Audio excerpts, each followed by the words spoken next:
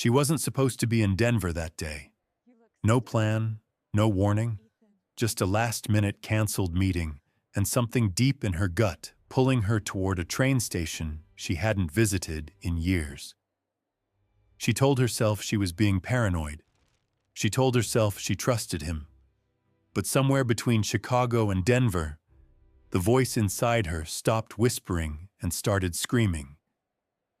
And then she saw him, her husband, his hand resting on the small of another woman's back, his expression tender, warm, the exact same look he'd given her the day he proposed. Clara didn't cry. She didn't run.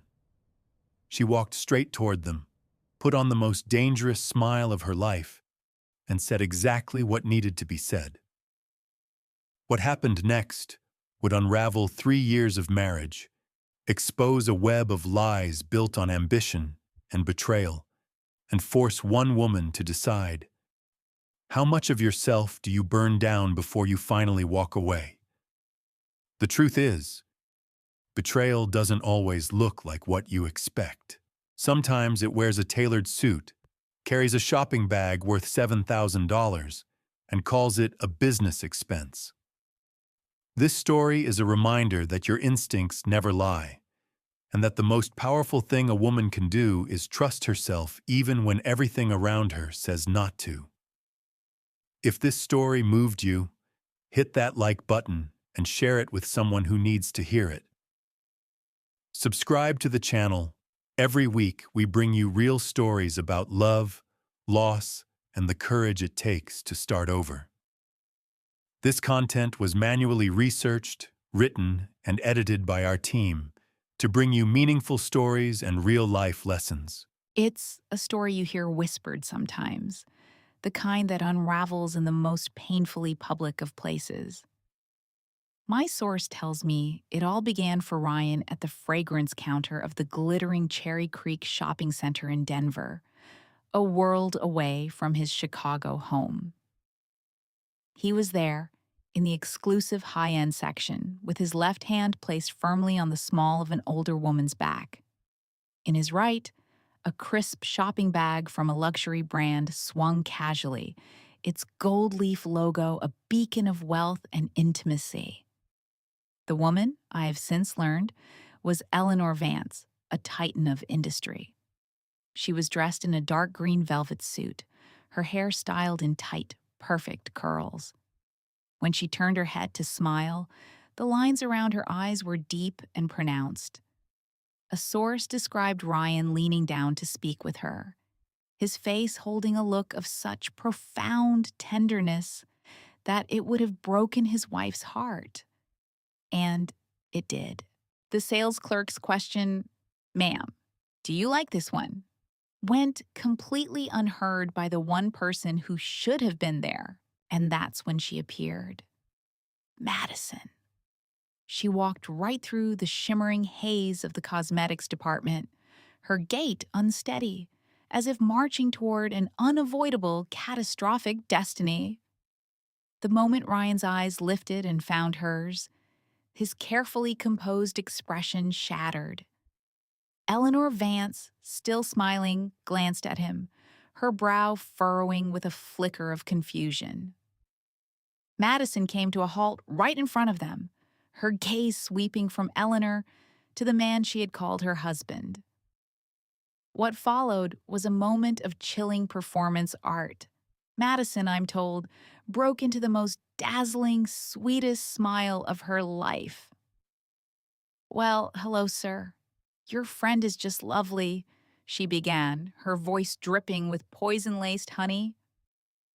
"She looks to be at least 18 years your senior, wouldn't you agree?"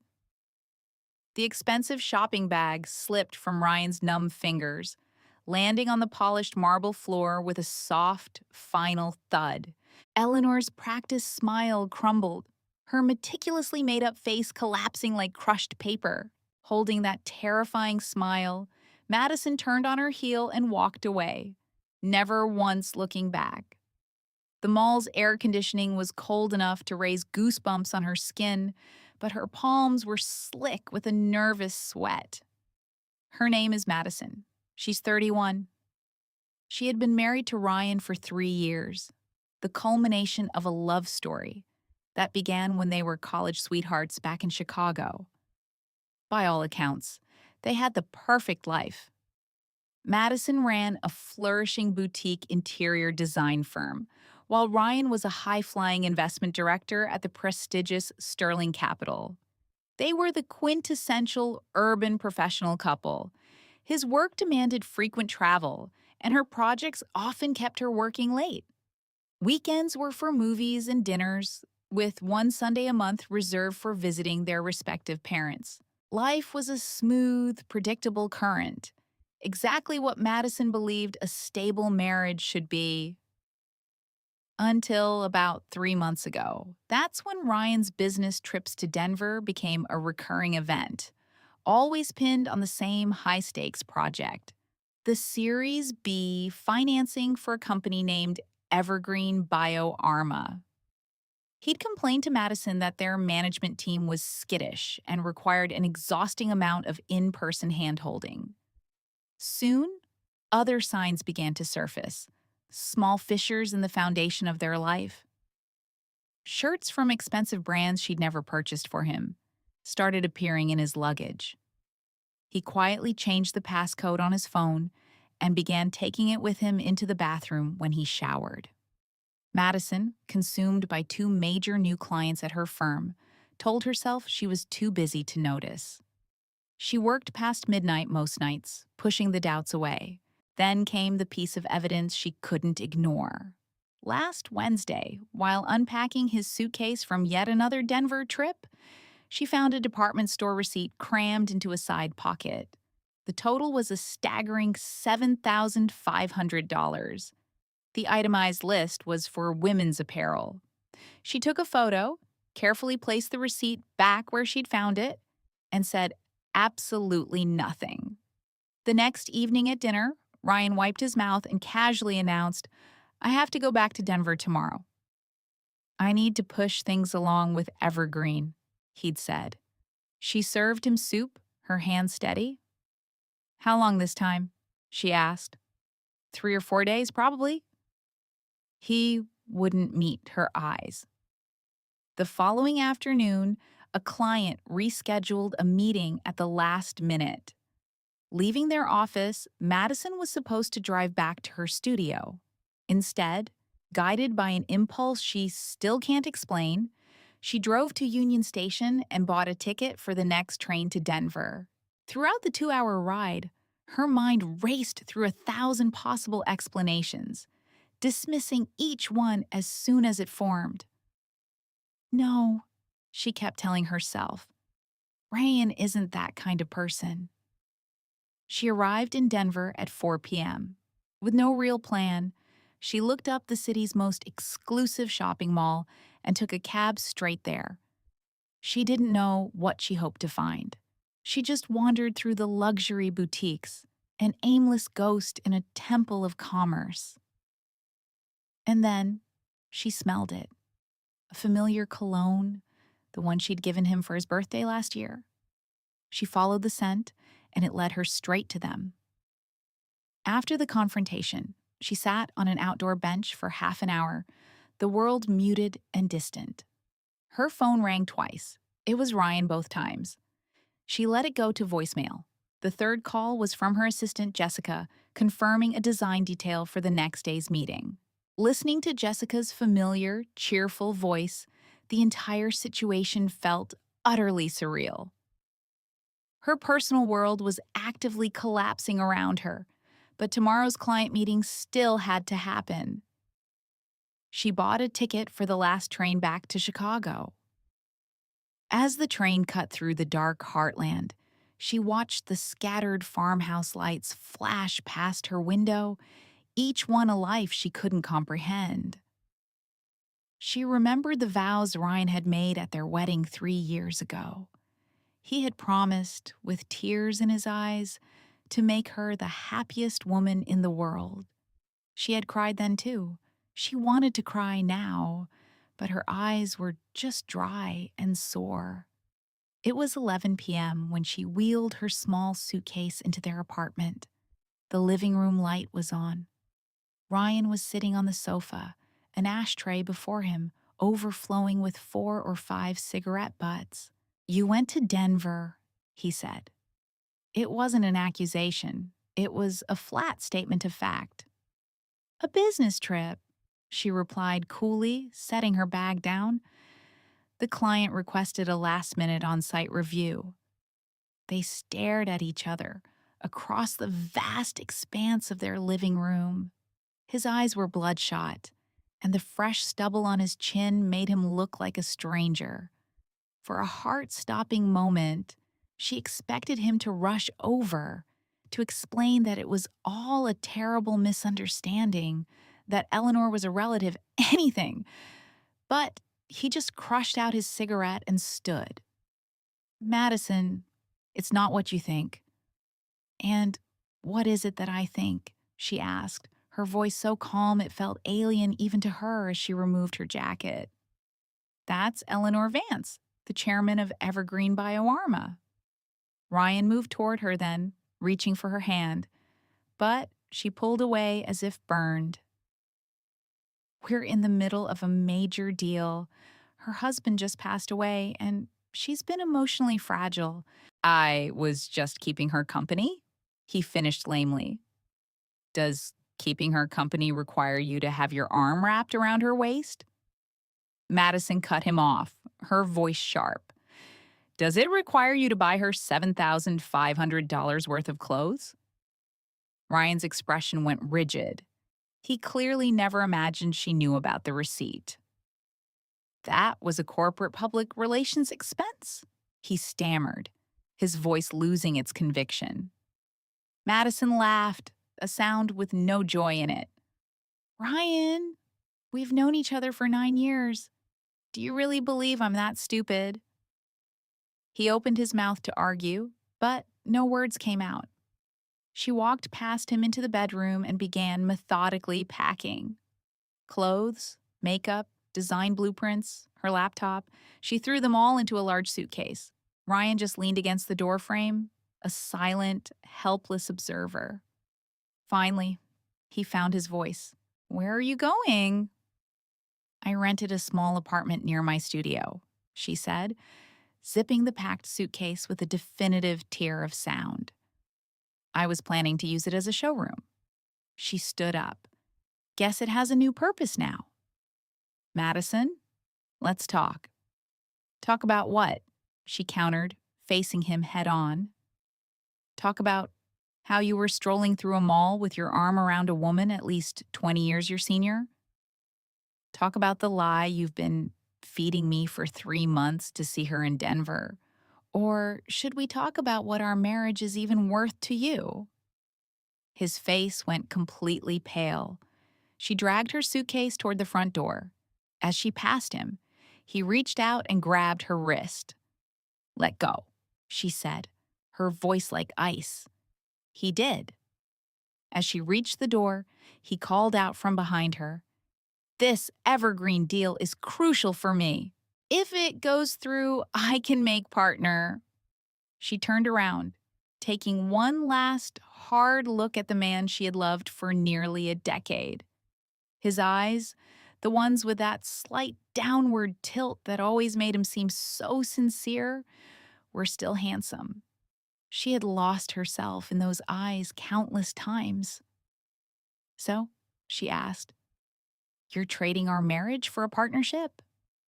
"It's not a trade," he insisted, his voice rising in desperation. "I just need some time to handle things. Once this deal is closed, I'll break it off with her completely. I promise." Madison stared at him for a long, silent moment until the ding of the arriving elevator echoed down the hall. "Ryan," she said, her voice dropping to a near whisper, "you make me sick."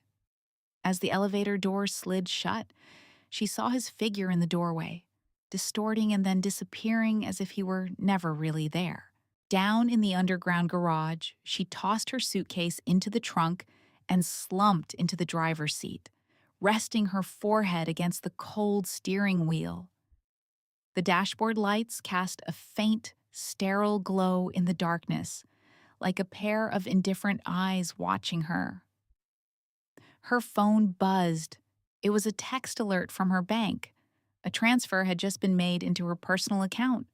The amount, $100,000. The memo attached was 2 words. I'm sorry. Ryan knew her pride. He knew she would never accept money like this. This wasn't for her. It was for him, a way to soothe his own guilt, a way to tell himself that he had tried to make things right. She stared at the number on the screen.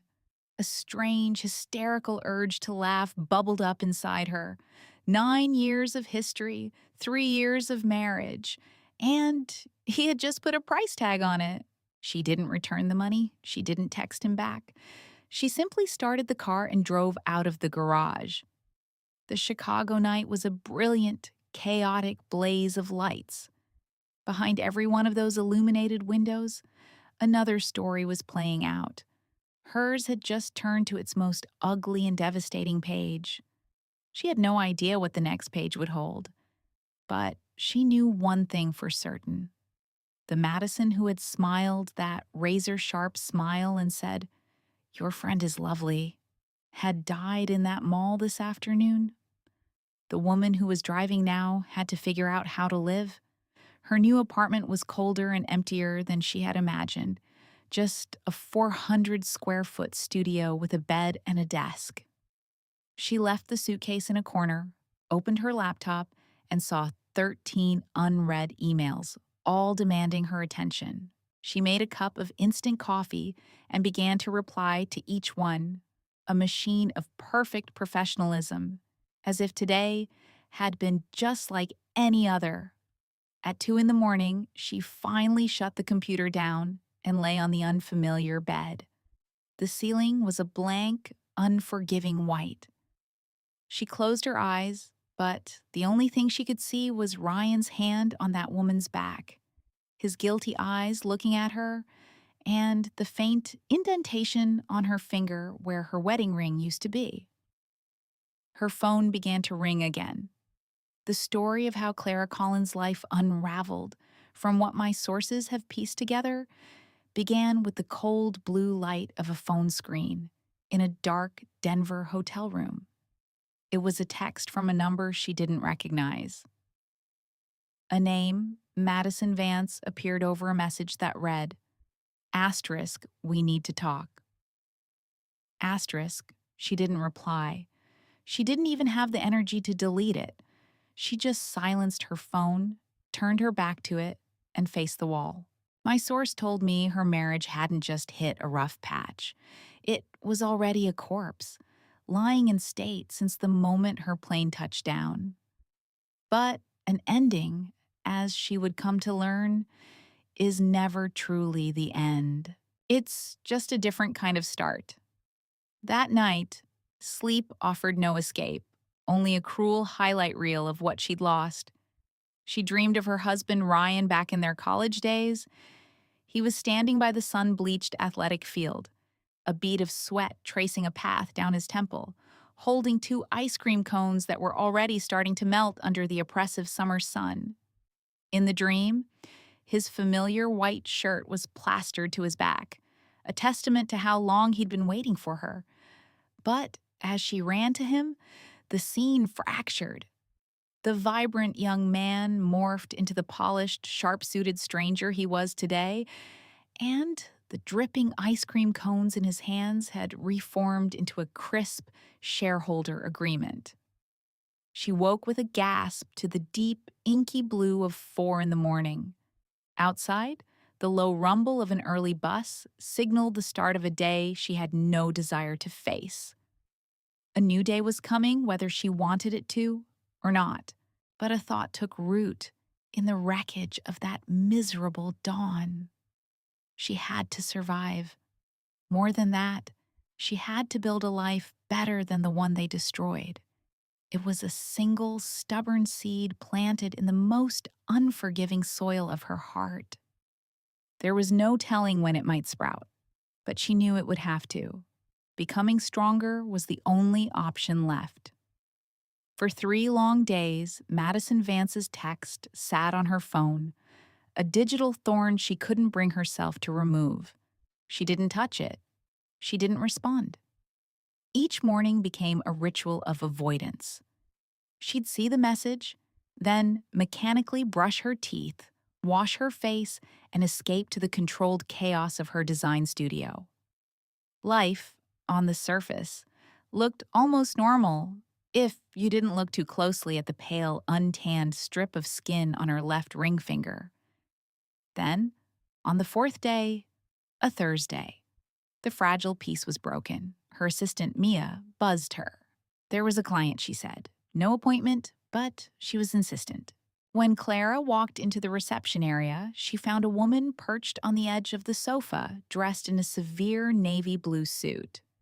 She was holding a paper cup with both hands, her posture so rigid it seemed more suited to a high-stakes negotiation than a design studio. This woman was in her mid-50s, with her hair pulled into a tight, unforgiving bun and gold-rimmed glasses sitting high on her nose. This wasn't Madison Vance. "Miss Collins," the woman said, rising smoothly and offering a business card. "I'm Madison Vance's personal assistant. My name is Thompson."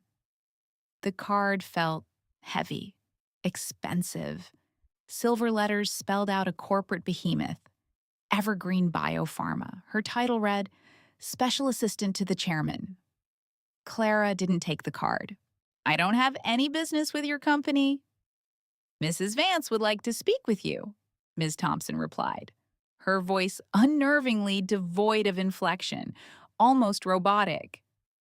"It's concerning Mr. Ryan Hayes."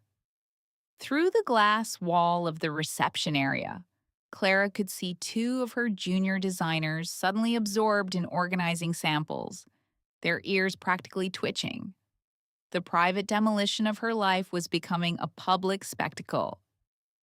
"My office," she said, turning on her heel. The space was a small 120 square feet, a creative mess of blueprints and material swatches. Ms. Thompson's eyes swept the room, her gaze pausing for just a beat on the half-dead pothos plant drooping on the windowsill. She remained standing, ignoring the chair Clara offered. "Mrs. Vance has asked me to convey that her relationship with Mr. Hayes is purely professional." The words sounded rehearsed, a line from a corporate damage control script. "Their recent interactions have been frequent due to an ongoing financing deal, which she fears may have led to a misunderstanding on your part." Clara slid open her desk drawer and pulled out a pack of cigarettes. She'd quit for 2 years, but had started again this week. She lit one, the smoke a welcome shield between her and this woman. Does a professional relationship typically involve holding each other by the waist during a shopping trip? "Mrs. Vance's husband passed away 3 months ago," Ms. Thompson recited, the explanation identical to the one Ryan had given her. "She has been under significant emotional strain. As the project lead, Mr. Hayes was simply showing appropriate concern for a client." Clara let out a short, sharp laugh. "Evergreen Biopharma must have one hell of an employee benefits package. Is accompanying shoppers to the mall now covered as a work-related activity?" For the first time, a flicker of something, annoyance perhaps, crossed Ms. Thompson's placid face.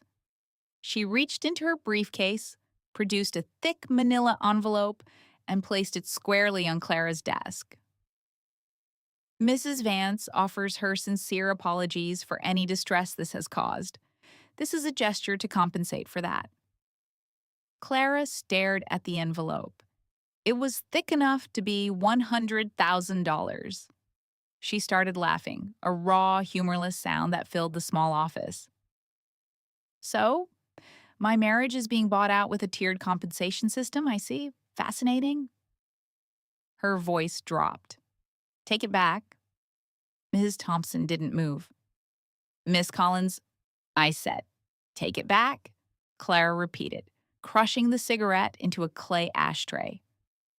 You can tell Madison Vance that my husband is not for sale. If she wants to buy him, she can negotiate with Ryan directly. But don't you dare come into my office and try to bribe me. Ms. Thompson retrieved the envelope, her movements precise. She gave Clara a long, searching look. Mrs. Vance also authorized me to offer an introduction to 3 high-end clients for your firm. Should you be willing to sign a non-disclosure agreement regarding your marital status and what you witnessed? The threat was clear. Get out. After she left, the cloying scent of cheap perfume and expensive lies lingered. Clara threw open the window, letting the autumn wind scatter papers across her desk. A moment later, Mia knocked, poking her head in. Clara, that woman? A sales rep, Clara cut her off sharply. Total waste of time. Listen, I need you at the Kensington site this afternoon. Is that material list double-checked? Not yet. I need it in 2 hours. The door clicked shut. Clara sank into her chair and pulled out her phone. The $100,000 Ryan had sent her was still sitting in her bank account, a silent, mocking monument to his guilt. From what I've pieced together, the money from the Vances sat in her account, a silent, damning presence. She hadn't spent it, but she hadn't given it back either. It was a test, a challenge. If they believed wealth was the answer to everything, she was going to let them prove it. That very evening, the pressure mounted when the 5th client that month pulled their contract. My source says the voice on the phone was thick with regret, but the words were final. Madison, I'm so sorry, the client said. We've given it a lot of thought and have to go with a different design firm. When Madison pressed for a reason, keeping her voice light despite the knot in her stomach, the answer was the same vague excuse she'd heard before. It's just a style mismatch. Again, so sorry. After the call, she looked at her logs. It was the 3rd time that week a major project had evaporated without a real explanation. The other 2 had at least tried to invent believable lies. This felt different. This felt coordinated. This one hadn't even tried. Her firm was 4 years old, built from scratch with a stellar reputation. This sudden exodus wasn't a coincidence. It was a campaign. She called Frank, a material supplier she'd trusted for years. After a few minutes of pleasantries, she got to the point. Frank, have you heard anything on the grapevine? Any chatter about my firm? There was a telling pause on the other end of the line. Clara, he finally said, his voice low. Who did you piss off? What are you talking about? Well, the word going around is that your last few projects have been a mess. Shoddy work, budget overruns, arguments with clients. Frank's voice dropped to a near whisper. The stories are specific, detailed. I know it's not your style, but mud sticks, you know? Gossip in this town spreads faster than fire. Who's spreading it? That, I don't know. Just watch your back. In our business, reputation is everything. After the call, she sat in her apartment as darkness fell, the city lights twinkling like distant, indifferent stars. Across the way, a single window glowed with a warm, yellow light. She could see the silhouette of a family sitting down for dinner. It was the most ordinary sight in the world, and it made her eyes burn with unshed tears. Her phone buzzed, shattering the quiet. It was Ryan. She watched his name flash on the screen, letting it go to voicemail. He called back immediately. This time, she answered. Clara, we need to talk. He sounded utterly drained. Talk about what, Ryan? About you sending your new girlfriend's assistant to humiliate me? Or about the fact that you're systematically trying to destroy my reputation? There was a beat of silence. Ruin your reputation. Clara, what are you talking about? I've had 5 clients cancel in the last 2 weeks. All of them were solid prospects, she said, her voice dangerously calm.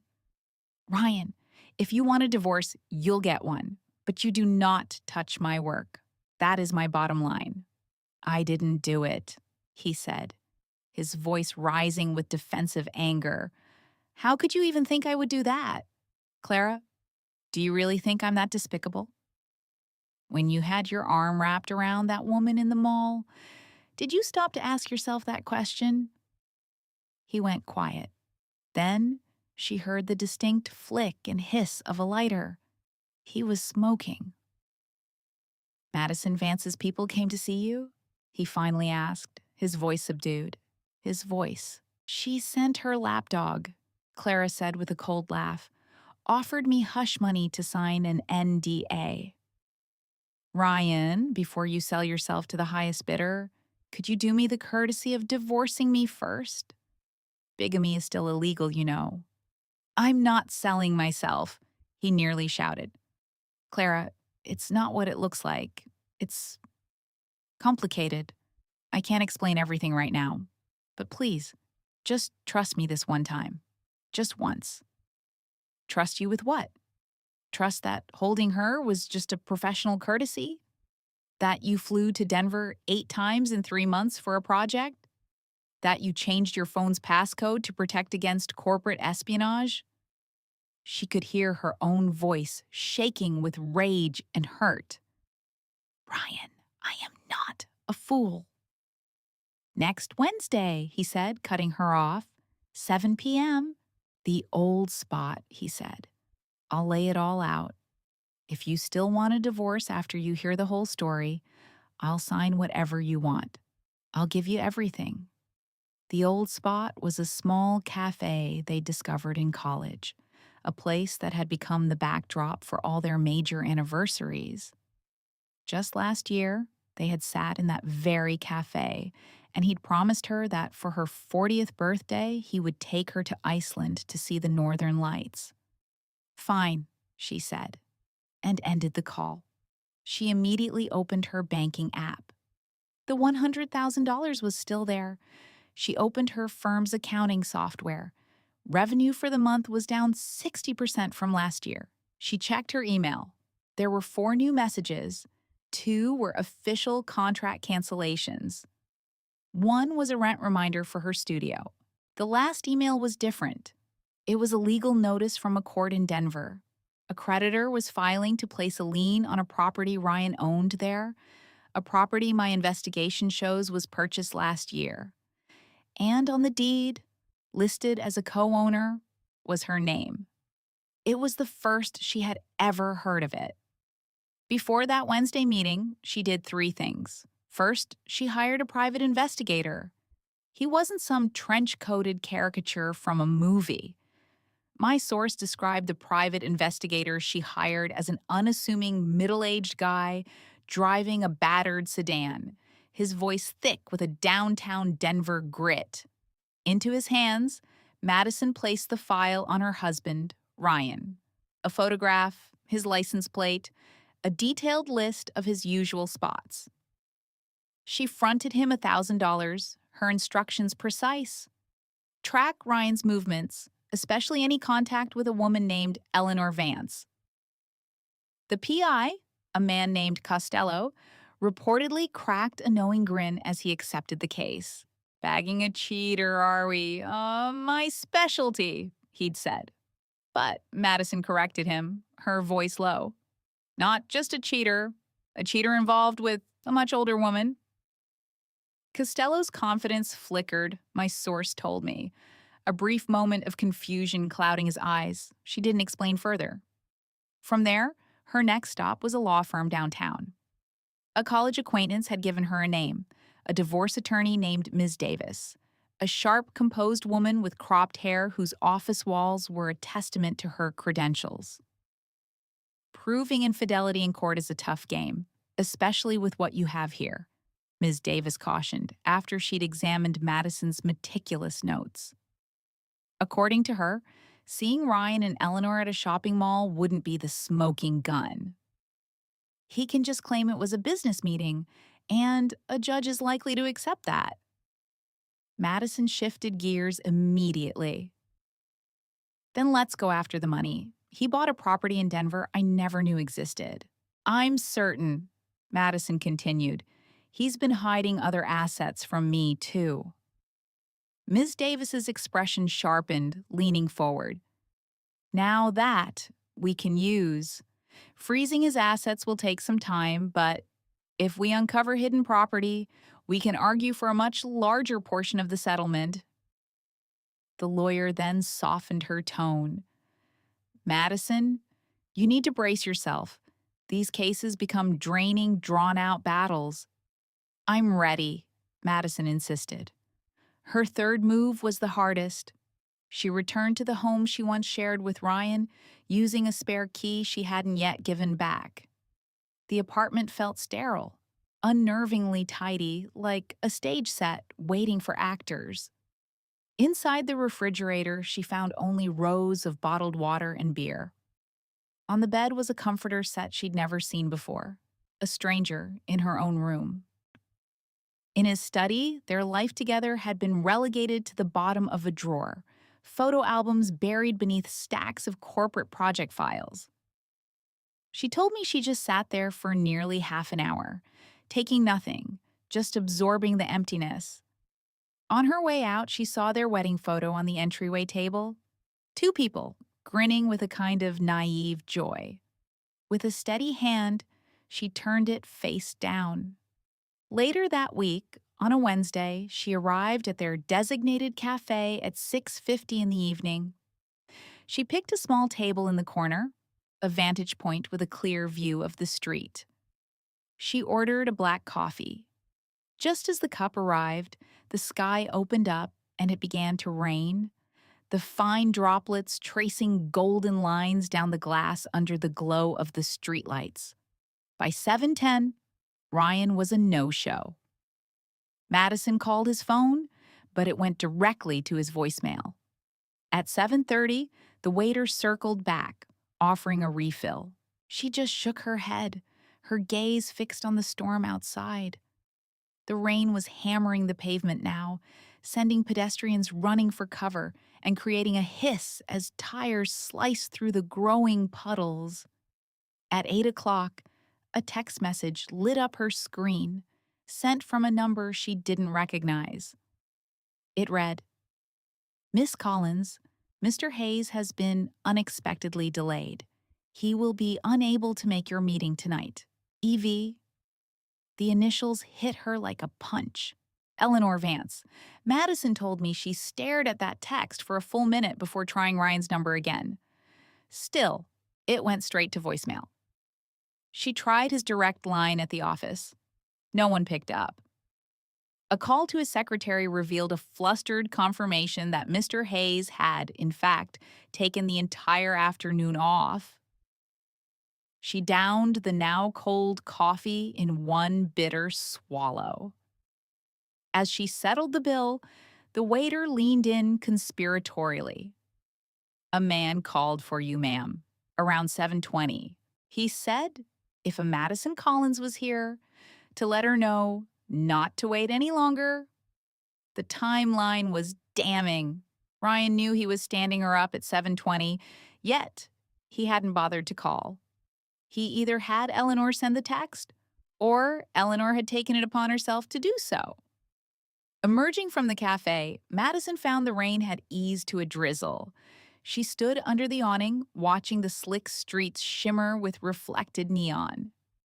She was suddenly transported back to her junior year in college, standing on this very same corner when Ryan had angled his umbrella to cover her completely, letting the rain soak his own jacket. He'd promised her then that he would always be her shelter on every rainy day.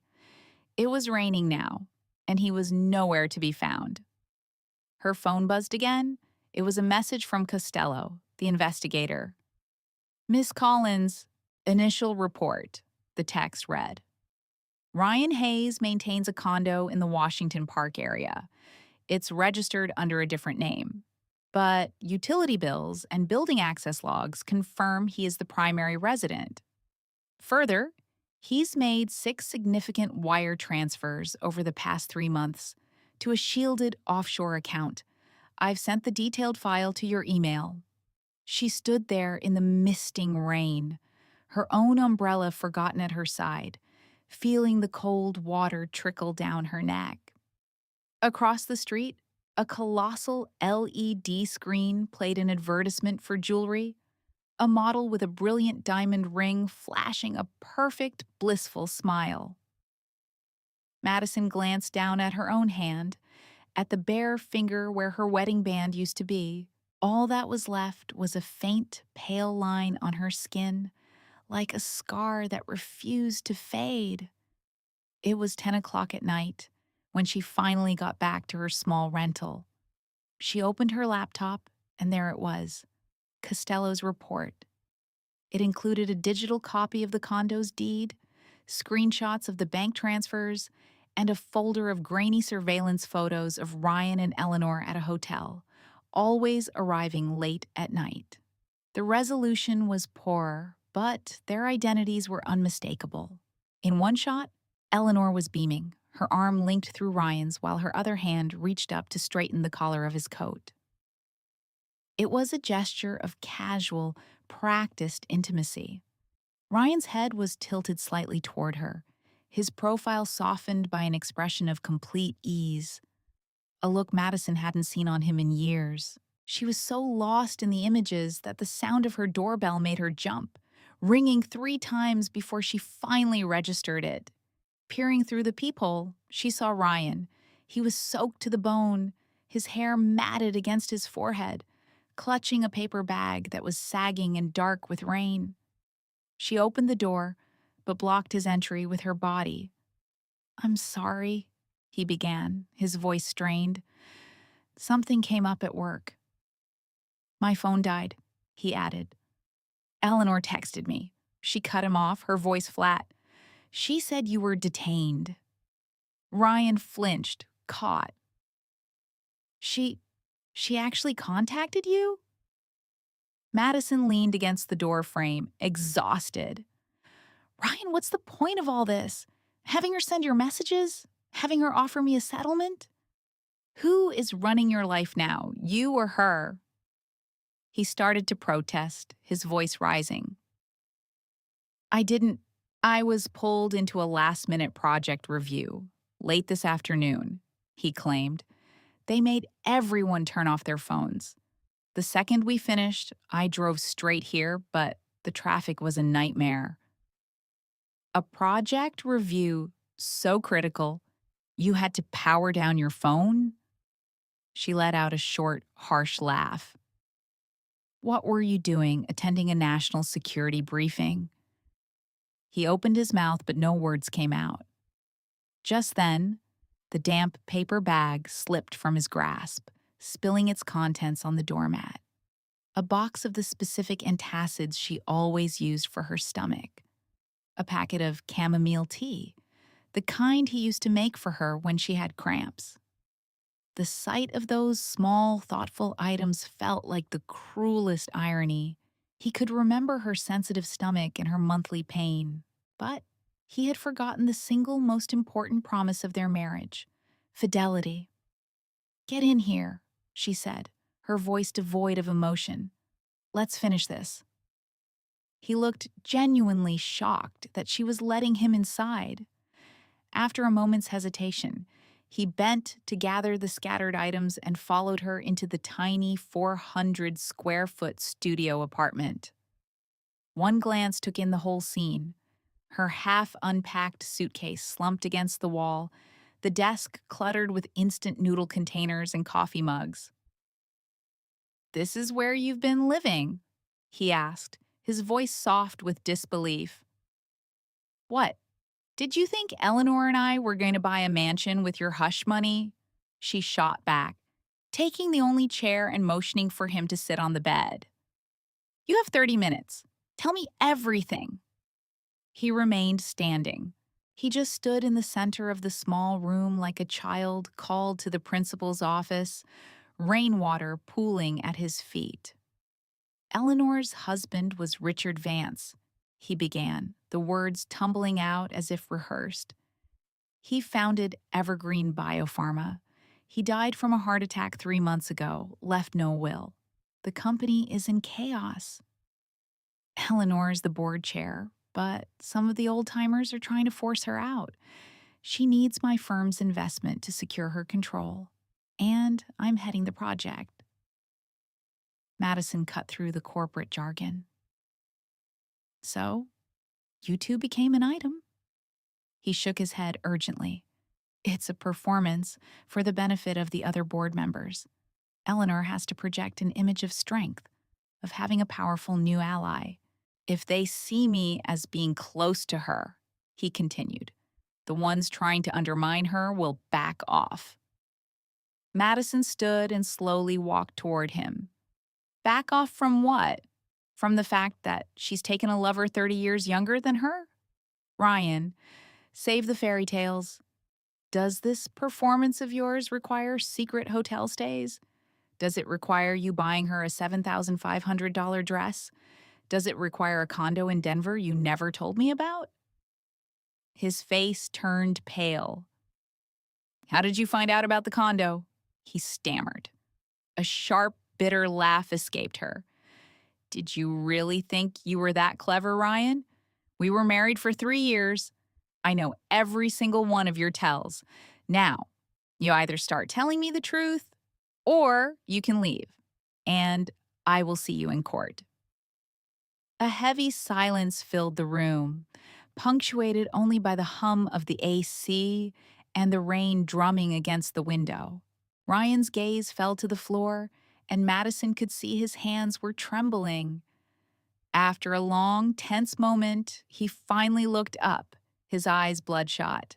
The condo. Richard Vance bought it before he passed away. It's registered to one of Eleanor's distant cousins. After he died, she wanted to sign it over to me as a form of payment for my help. Payment for what kind of help? Madison pressed, holding his gaze. He looked away. For helping her secure total control of the company. Madison, Evergreen is preparing to go public. If this deal goes through, the stock options I'll receive will be enough for us, for our future. She cut him off with 2 cold words. There is no us, Ryan. That ended the moment you wrapped your arm around her in that mall. He looked as though she had physically struck him, staggering back a step. I swear I never slept with her, he said, his voice dropping to a desperate whisper. Not yet, anyway. What she needs is a partner, a united front in public. What I need is for this acquisition to succeed. It's just a mutually beneficial arrangement. She repeated his words back to him, each syllable a blade in her throat. Mutually beneficial? So, I pieced together the question she finally asked him. What was the end game? Was he going to play the devoted partner for Evelyn while keeping Madison on a string? He grabbed her arm, his grip fierce. Madison, listen to me, he pleaded. Once Biogen goes public, I will end everything with her for good. I get the condo, the cash, all the shares. Then we can finally leave Chicago, go wherever you want. She shook his hand off. With money you earned sleeping with some old woman? I didn't sleep with her, he shot back, his voice raw. Not yet, she countered, but you were going to. Ryan, did you think I was some pathetic fool? That I would just sit here watching my husband with another woman waiting for you to come back to me rich? This is the last time, he said, his eyes bloodshot. Just a few more months. She stared at him. And after the IPO is done? Then what? The question hung in the air. You think you'll be cleansed? That all the dinners, the gifts, those late nights at her hotel will just be erased? Ryan, once something is dirty, it's dirty forever. No amount of money can ever wash that away. He just looked at her, as if seeing her for the first time in years. The sound of rain against the glass filled the heavy space between them. "So, you'll never forgive me?" he asked, his voice starting to break. "No matter what I do?" "I forgive you," Madison said, quietly. "I forgive you for selling pieces of yourself for money. I forgive you for treating me like an idiot and for all the lies these past 3 months. I forgive you for taking her calls in our home, for every gift you accepted, for planning a future with her." She paused, letting the words land. "But I won't wait for you. And I won't take a dime of your money. We are getting a divorce." He stumbled back, hitting the wall hard. A framed photo they'd bought on their honeymoon fell, the glass exploding across the hardwood floor. They both stood frozen for a moment, the shards glittering at their feet. "What if I say no?" he asked, his voice barely a whisper. "Then I will see you in court." She bent down, gathering the antacids and tea from the floor, and pushed them into his hands. "Take these with you," she told him, "and don't ever come back here." He lingered at the door so long the hallway motion light clicked off, then on again. "Madison, you're going to regret this," he finally said. "I already do," she replied, her voice steady. "I regret not slapping you right there in the mall when I saw you with her." The door clicked shut. She slumped against it, sliding to the cold floor, her hands shaking uncontrollably. A deep chill seemed to creep up from the floorboards into her bones. She hugged her knees to her chest and buried her face. But no tears came. All she felt was a profound exhaustion, a weariness so deep she wanted to fall asleep right there and never wake up. But she knew she couldn't. She had a client meeting at 8 in the morning, blueprints to fix, materials to choose. Life doesn't hit pause just because your heart is in pieces. It just shoves you forward, bleeding or not.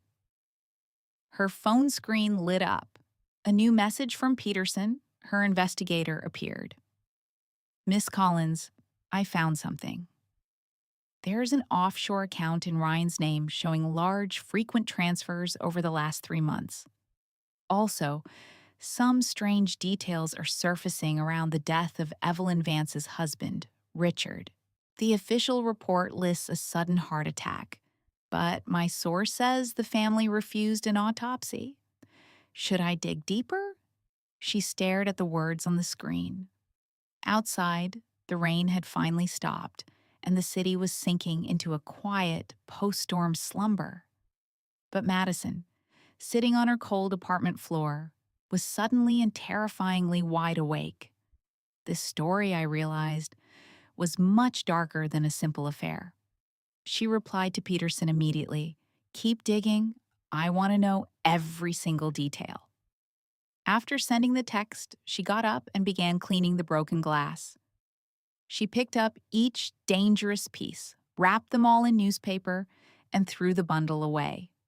Then, she methodically mopped the floor and threw out their takeout containers. After everything was clean, she took a long, hot shower, dried her hair, and climbed into bed. Just before she closed her eyes, a thought surfaced. "Ryan, you think I'm just the wife you betrayed, but you forgot that 9 years ago, when I was chasing you, I was the best damn researcher in our entire department. If this marriage was a test, she had failed. But if this was a war, the battle had only just begun. The sky outside was already starting to lighten. A new day was breaking, carrying the damp smell of rain and the heavy weight of secrets. Madison was ready for it. The information from Peterson looked like 1,000 scattered puzzle pieces on her screen. For 3 straight days, sleep was a luxury she couldn't afford. The offshore account statements revealed over $2 million had been wired in 12 transactions from 6 different shell corporations. The deed for a condo in Denver showed it was purchased a year ago for $1.2 million. The payment was made in full, under the name Evelyn Reed. Evelyn Reed, Evelyn Vance, Richard Vance. The names swam before her eyes until the screensaver came on. Outside, another day was starting, but for Madison, it felt like the same endless night. On the 4th day, her lawyer, Ms. Albright, asked for an urgent meeting. She passed a file across the table. "I found something interesting in Biogen's corporate structure," she said. The pages were dense with share percentages. After Richard Vance's death, his controlling shares were split into 3. 40% was inherited by Evelyn, 30% went to their daughter, Sophia, and the last 30% was put into various trusts. Ms. Albright tapped a line on the page. Here is the interesting part. Sophia is only 15. As a minor, her shares are legally managed by her guardian, Evelyn. So, in effect, Evelyn controls 70% of the company. Theoretically, yes, Ms. Albright agreed, pausing for emphasis. But Richard added a clause to his will. If Evelyn ever remarries, half of her 40% inheritance automatically transfers to Sophia. Madison looked up from the file, processing it. So, Evelyn can't get married? Not in a legal sense, no, Ms. Albright said, giving her a pointed look. But what if she had a stable public partner? Someone who could act as a supportive spouse to help the company's image, but without a marriage license that would trigger that stock transfer. What do you make of that?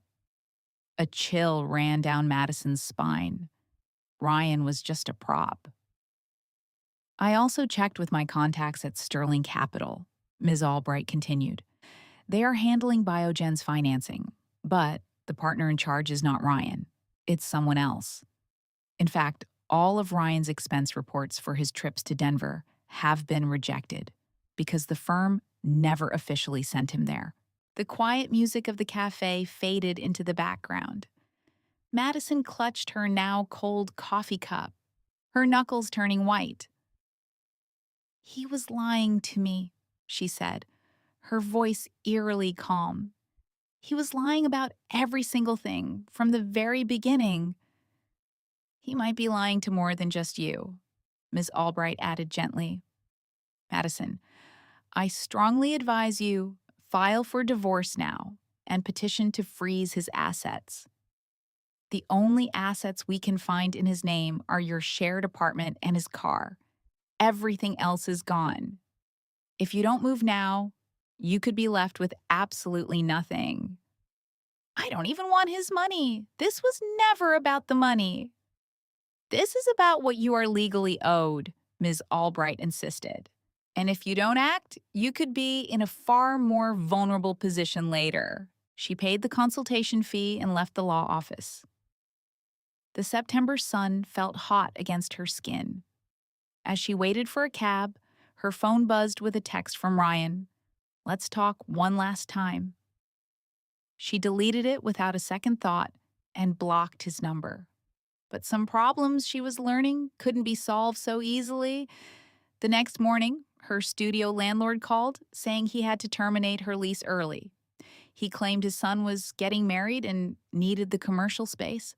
Her lease was solid and he offered to pay the penalty, but he insisted she had to be out within a month. She spent the day calling other spaces in the area. Mysteriously, rents had all jumped by 30%. And every agent mumbled excuses about being fully booked as soon as she mentioned her firm's name. Then Jessica, her assistant, came to her with red, swollen eyes. Her boyfriend's company was suddenly transferring him overseas, and she had to go with him. "Madison, I am so sorry," she wept. "It's okay," Madison said, patting her shoulder. "When do you leave?" "Next Monday," she sobbed. "I really don't want to go." But Madison understood. Evelyn Vance was sending a clear message: "I can ruin you." That night, She met Peterson at the same cafe. He arrived 10 minutes late, his eyes scanning the entire room before he sat down. "Miss Collins, this is getting strange," he said in a low voice, sliding a manila envelope out of his briefcase. "There is something very wrong with the official story of Richard Vance's death." She took the envelope from him. Inside were photos of medical documents and a copy of the death certificate. The handwriting was a doctor's scrawl, but the cause of death was listed clearly: sudden cardiac death. Time of death was 3:17 in the morning. The location was his bedroom. The housekeeper was the one who found him, but the 911 call wasn't made until 7 in the morning, a 4-hour gap. "Look at this time difference," she noted. Peterson leaned in closer. And the housekeeper's story is full of holes. She claims she went to wake him at 6:30 and found him, then called for help. But security footage from their gated community shows her car leaving the property in a rush at 4 a.m. and not coming back until 8 a.m. Madison flipped to the next photo in the file. The first thing my source slid across the grimy diner table was a grainy security still. It showed a figure, almost a ghost, melting out of a side gate of the Hayes estate, a dark bag slung over one shoulder. The timestamp burned in the corner, 4:30 in the morning. My source, Murphy, just shook his head when I asked who it was. The official story was that the housekeeper later claimed she got the time wrong, a simple mix-up. The cops, I learned, didn't push it. After all, Mason Hayes was a man with a documented history of heart trouble. Case closed, or so they thought. A sudden death for a man like Mason wasn't entirely out of the blue. The official record showed his wife, Madison, was miles away at a charity fundraiser in the next city, an alibi as solid as concrete. Murphy leaned in, his voice dropping. But here's where the story gets a pulse. Just 1 month before he died, Mason Hayes completely rewrote his life insurance policy. For years, it was all for his daughter, Chloe. But he changed it, splitting it 50-50 between Madison and Chloe. A sudden change of heart, right before his own heart gave out. I spent the next hour poring over the documents Murphy had procured. The final piece of the initial puzzle was Mason's last physical, dated just 3 months before his death. The report was practically glowing. His cardiac function was stable, cholesterol managed, blood pressure right where it should be. The doctor's only notes were the usual advice for a man of his stature. Try to get more sleep, maybe cut back on the fine cigars and expensive scotch. He wasn't a man on the verge of collapse. So a man with a clean bill of health suddenly drops dead from a heart attack. It just didn't sit right. And then there's this, Murphy said, producing one last piece of paper. It was a bank statement, stark and simple. Just 1 week before his death, Mason Hayes wired $1 million from his private account to an untraceable offshore entity. The recipient was a complete mystery. When I asked if the account could be traced, Murphy just gave me a weary look. "It's buried deep," he said. "Very difficult." But digging into the offshore account, I found a familiar shadow. While my investigation had initially been focused on my own husband, Ryan, and his dealings, I recognized the routing information. Both his and Mason's money had passed through the exact same obscure intermediary bank. I laid out the whole sordid story on my coffee table that night.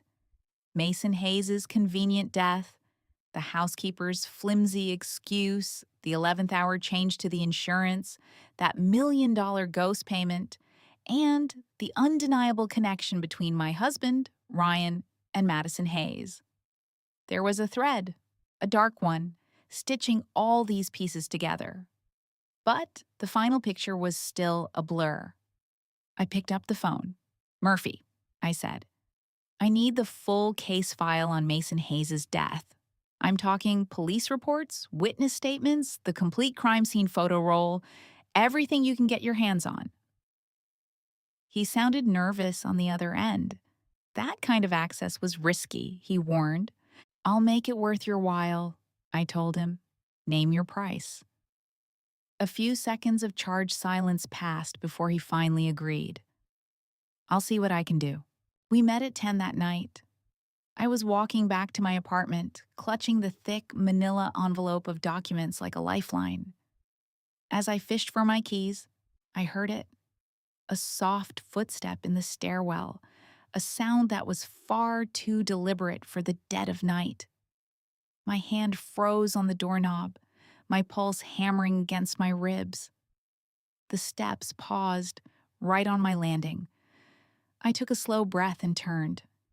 The main hallway light was out, and the eerie green glow of the exit sign threw long, distorted shadows across the walls.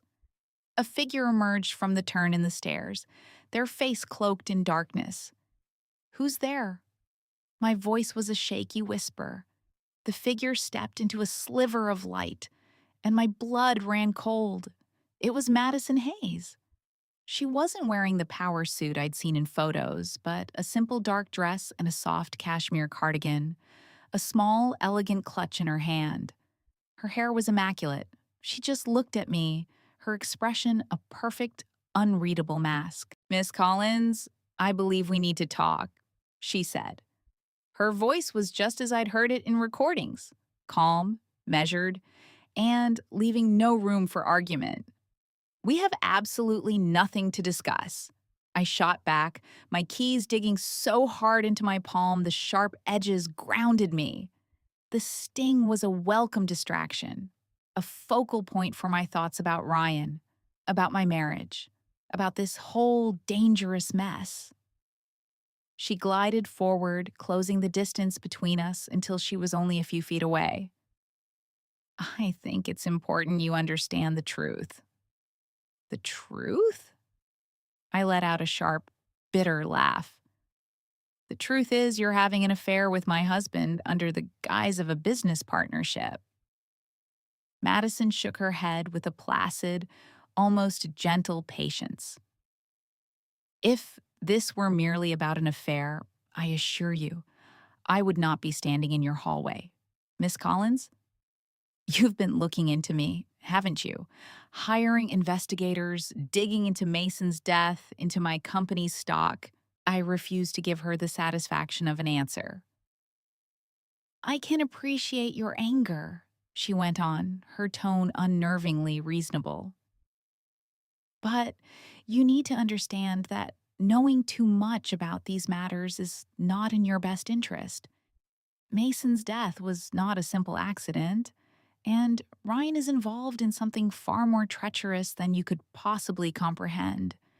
If you're as smart as I think you are, you'll take the money he's offered and disappear. Get as far away from this as you can." "Is that a threat?" I asked, my voice steely. "It's advice," she sighed, her posture shifting into that of a seasoned elder patiently counseling a naive child. "You're a young woman. You have a promising future. Why would you throw it all away for a man who, frankly, isn't worth it?" I held her gaze, trying to see past the calm surface of her eyes, which were like a deep, dark pool of water with no bottom. "How did Mason really die?" I pressed. For just a fraction of a second, something in Madison's perfect composure cracked, but she smoothed it over instantly. "He had a heart attack. The official report states he passed at 3 in the morning, but the housekeeper doesn't leave until 4:30. I countered, spacing out each word like a hammer blow. "You don't place a 911 call until 7. Tell me, Madison, what exactly happened during those 3 hours?" The silence in the hallway was so absolute I could hear the blood rushing in my ears. Madison watched me, and behind those placid eyes, a new light flickered. Was it surprise? Or maybe it was caution. I couldn't be sure. "Just how much do you know?" she asked, her voice dropping to a conspiratorial whisper. "Enough to know it was no accident," I said, "and enough to suspect that Ryan's involvement with you is about something much bigger, much more complicated than just money." We were locked in a standoff, the air thick with unspoken threats. The green exit light painted her face in a sickly, otherworldly glow.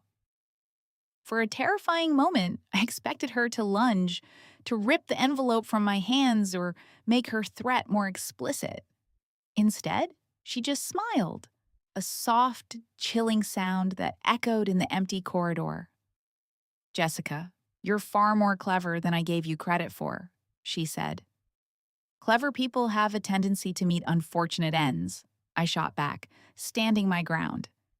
She assessed me for a long, silent moment, then retrieved a business card from her clutch and set it carefully on the hallway railing. "If you have a change of heart, call this number. $5 million. You sign a non-disclosure agreement and leave Chicago for good. Consider this your final opportunity." With that, she turned and descended the stairs, the sharp clicks of her heels fading into the oppressive darkness. I snatched the card. It was plain white stock, bearing only a string of numbers. No name, no company, no title. I ripped it into a dozen pieces and let them flutter into the trash can by the elevator. Inside my apartment, with the door double bolted, I emptied the envelope onto my living room floor. Photos, police reports, bank statements, a mosaic of a hidden crime. I sat there for hours, cross-referencing every detail, hunting for the one piece that would connect it all. At 2 in the morning, my phone buzzed with an unknown number. I answered but remained silent. I heard panicked, ragged breathing on the other end, then Ryan's voice, a frantic, hushed whisper. "Jessica, listen to me. Whatever you found, you have to stop. Right now. Delete every file. Get out of Chicago. Just go. Now." "Ryan, what is this?" I don't have time to explain. He stammered, his voice trembling with a fear I'd never heard before. "Madison is not who you think she is. Mason's death. Just know that you are in profound danger." He rushed on. "In my study, on my main computer, there's a file. It's encrypted. The password is your birthday. There is something in that file that could save your life. You need to get it and run. Stop digging into this."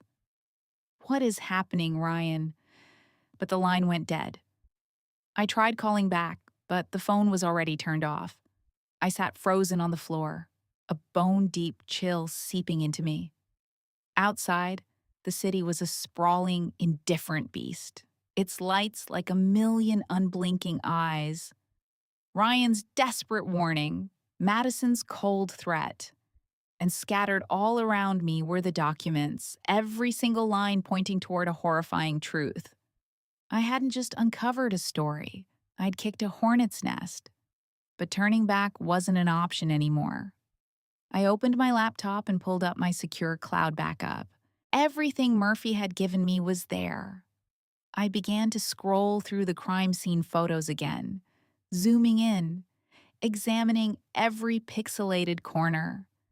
The housekeeper's dark bag, the coroner's looping signature on the death certificate, the routing code for that $1 million transfer.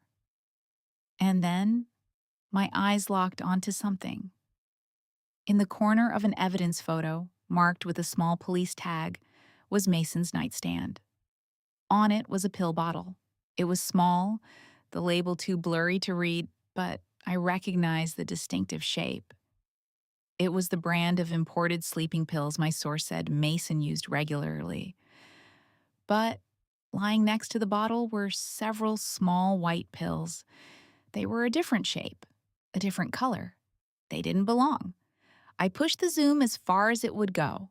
The white pills had tiny, almost invisible etchings along their edges, a security measure used on certain high-strength prescription medications. I swung back to my browser and began a frantic search, typing in every detail I could make out. The shape, the specific markings, white round tablet with edge etching. The results that came back made my blood turn to ice. It was a potent sedative, primarily prescribed for severe anxiety or acute psychiatric episodes. But the crucial detail was a warning. When mixed with other specific medications, especially certain sedatives, it could trigger severe cardiac arrhythmia. It could even induce full cardiac arrest. I reached for my phone to call Murphy, but my hand stopped. Ryan's words echoed in my head. There was something on his computer. The password was my birthday. His desperate warning warred with Madison's cold threat. The 3 a.m. city was as silent as a tomb, and I was sitting right in the middle of its darkest secret. In that moment, I understood with perfect clarity that some doors, once you open them, can never be shut again. But I had to see what was behind this one. I stood up, quickly changed into dark clothes, and grabbed my car's keys.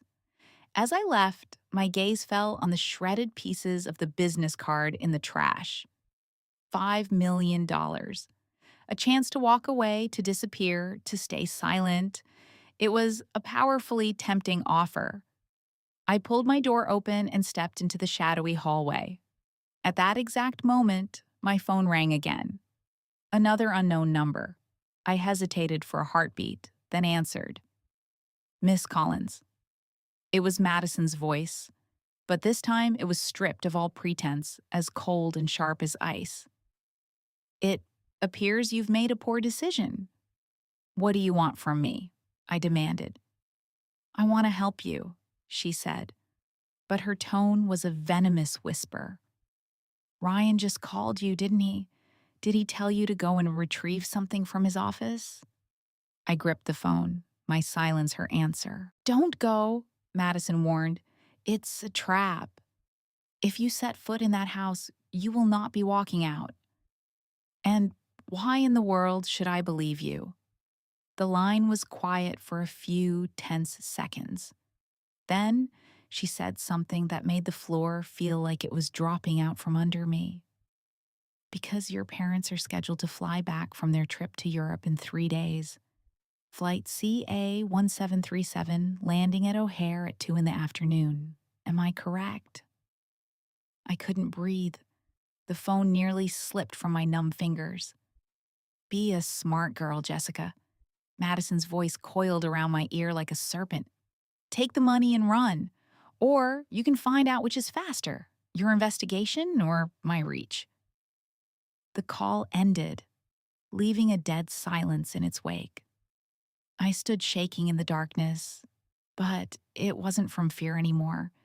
It was from a white-hot, blinding rage. She was using my parents to threaten me, and she had just made the biggest mistake of her life. This, my source tells me, was the moment Jessica Vance crossed a line Madison had drawn in the sand. Her phone screen went black, and she just sagged against the cool drywall, sliding until she hit the floor. Through a nearby window, the early morning wind cut through the hallway like a blade. It all began to connect in her mind. Ryan's cryptic warnings, Jessica's veiled threats, the news of Tyler Vance's sudden and suspicious death, those untraceable wire transfers. The final piece was her parents, who were planning a trip home from Europe. It wasn't a series of unfortunate events. It was a carefully constructed trap. And in this horrifying picture taking shape in her mind, every single person was smiling right at her. She told me she took one deep, steadying breath, pushed herself to her feet, and walked to the elevator. Down in the cavernous, empty underground garage, her car was waiting in a distant, isolated corner. As she got closer, she saw it, a piece of paper stuck behind the windshield wiper. It wasn't a parking ticket, it was a photograph. A candid shot of her parents, their backs turned as they browsed inside an airport duty-free shop. The timestamp printed in the corner confirmed it was taken just yesterday. On the back, 3 words were scrawled in stark black ink: "Last chance." In a burst of furious defiance, she ripped the photo into tiny pieces, climbed into her car, and fired up the engine. She peeled out of that garage into a sky already fading to a pale pre-dawn gray. The lights of Chicago were just beginning to flicker to life. But Madison knew, with chilling certainty, that for some people, the real darkness was only just beginning. And she was about to be the one to flip the switch. The car eased into the growing stream of early commuter traffic. She punched an address into her GPS, a place she hadn't been in months. The home she and Ryan had shared for 3 years, a space now poisoned by deceit and betrayal. It was also the one place left that might still hold some kind of truth. Stopped at a red light, she composed a text to a private investigator I'll call the Ghost. "I need a full movement timeline for every single person in the Vance household on the night Tyler died. Housekeeper, driver, gardener, all of them. Name your price." The reply was instantaneous. A single word. "Done." Then another message. "Miss Collins, this is way beyond a standard background check." She typed back, "Half the cash is yours up front." The light turned green, and she stomped on the accelerator. In her rearview mirror, the city's massive skyscrapers shimmered in the morning haze, looking like a colossal maze. She knew she either had to find the way out or find the person who had locked her inside. Her phone buzzed one more time. It was a text from Ryan. Just 3 chilling words. "Don't come home." She barely gave it a second glance before deleting the message and continuing on her path. There are some roads, once you start down them, you have to see them through to the very end. She'd been navigating in the dark for what felt like an eternity, and her eyes, she realized, had finally adjusted enough to see the shapes moving in the shadows. She could now see the corrosion hidden just beneath the polished veneer of their life, and the hollowness of promises that were never meant to be kept. She saw the man who swore he loved her for who he had truly become, her most formidable and dangerous adversary. As she pulled into their old residential complex, the security guard leaned out of his booth with a familiar smile. "Miss Collins, you're here bright and early today." "Just need to grab something I forgot," she replied, rolling down the window and offering a smile that felt brittle. He just nodded and raised the gate. She parked the car and stared up at the familiar balcony on the 7th floor. The curtains were drawn tight, the windows behind them like vacant eyes. Inside the elevator, she watched the numbers climb, feeling a familiar sweat on her palms. It wasn't fear, my source insisted. It was anticipation. It was the electrifying thrill of finally pulling back the curtain, even if the truth waiting behind it was something that could completely shatter her. The elevator doors slid open. She walked down the hall to their old front door and pulled out her key. She'd kept it, a small act of defiance. And apparently, Ryan had never bothered to change the locks. That, at least, saved her some trouble. The key turned smoothly. As the door swung inward, a wave of stale, musty air hit her, the scent of a place left abandoned for far too long. She hit the light switch. The living room was a perfect time capsule, exactly as she'd left it months ago. Even the silver-framed wedding photo she'd slammed face down on the entryway table was still there. She walked directly to the study. Ryan's laptop sat on the desk, a sleek, black machine she had bought him for his birthday last year. Her fingers trembled slightly as she pressed the power button. The screen glowed to life, displaying a password prompt. Her first instinct was to type in her own birthday. 0823? Incorrect password. She felt a small sting and tried it again, just in case. Still wrong. A knot of anxiety tightened in her chest. Ryan had always told her the password was her birthday. Was that just another lie, or had he changed it? She methodically entered his birthday, their anniversary, every date that had ever mattered to them. Nothing worked. Just as despair started to set in, a cold, hard memory surfaced. She typed in another date, September 15th, the day they had first met. The screen blinked and the desktop appeared, clean and organized with just a few work-related folders. She quickly located an encrypted file and double-clicked it, triggering a second password request. This time, she didn't hesitate. She typed in Jessica Vance's birthday, a detail she remembered from the Ghosts file.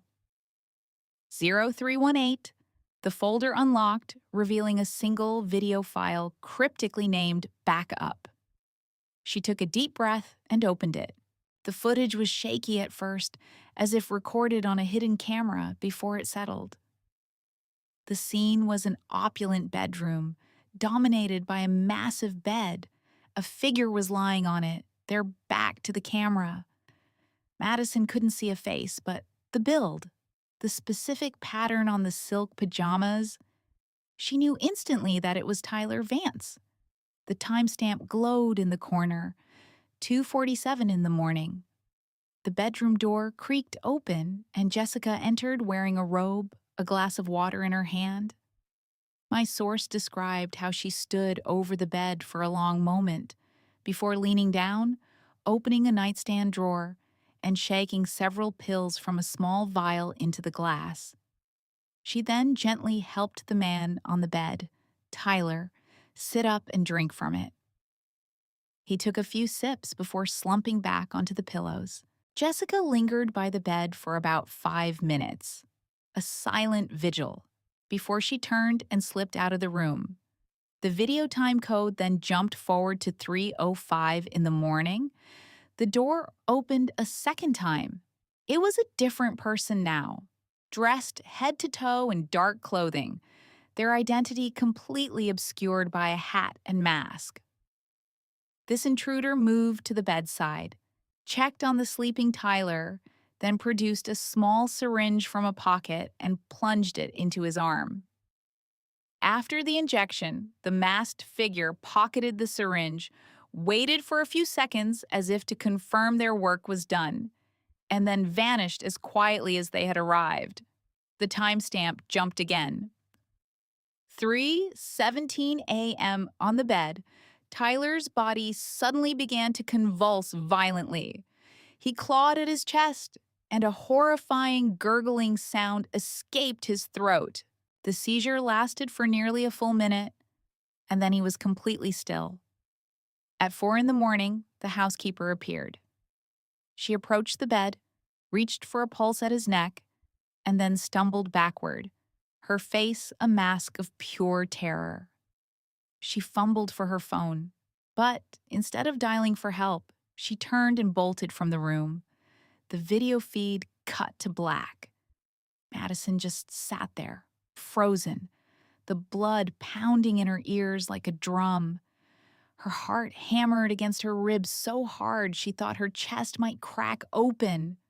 This was no accident. This was a cold, calculated murder.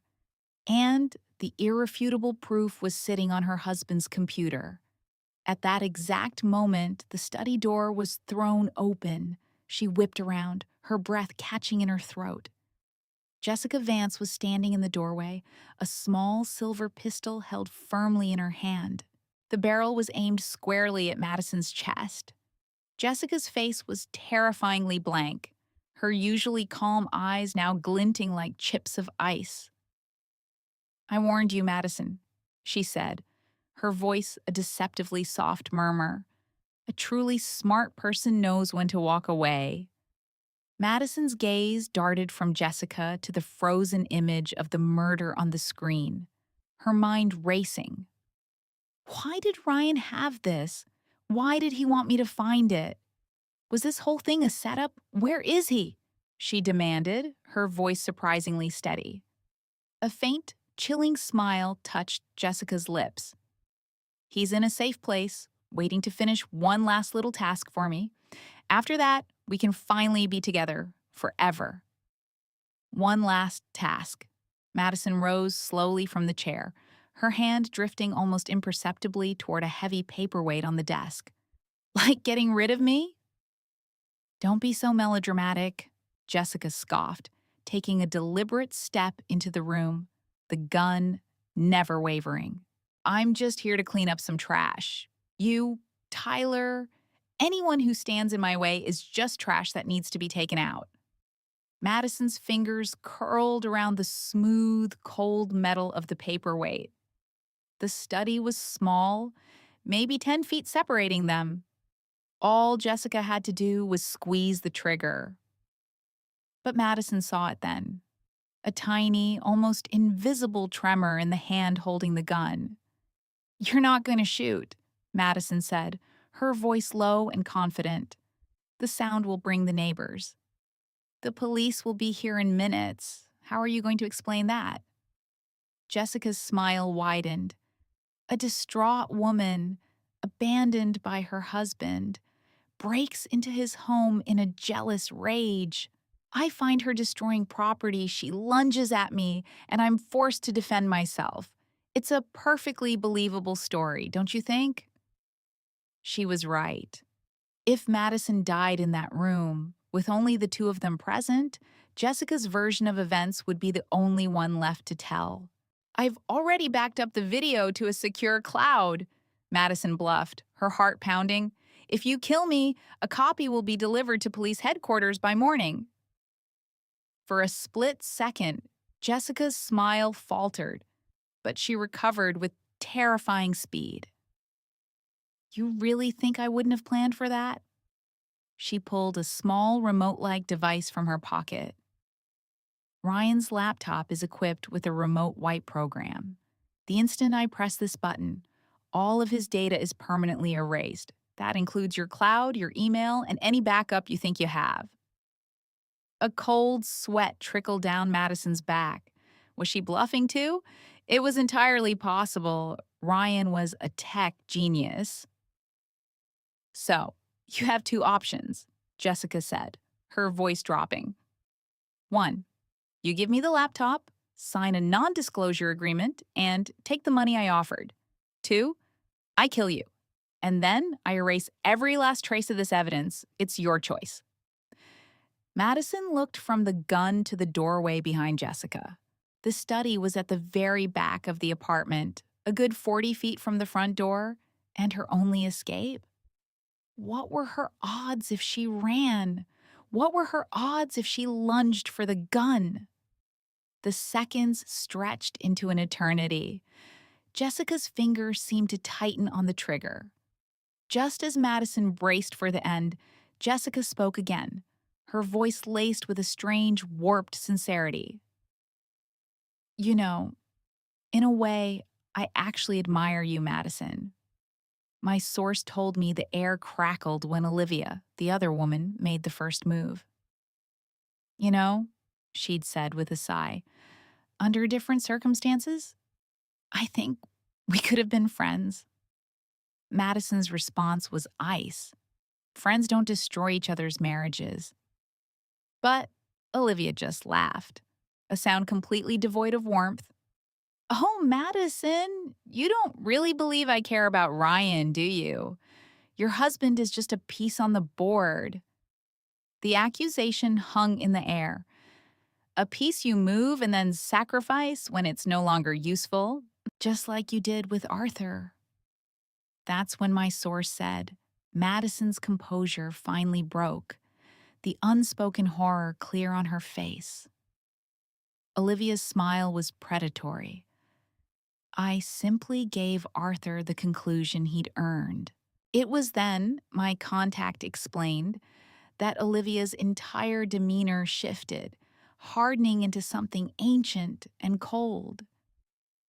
She began to speak of Arthur, the powerful man she'd served for 2 decades.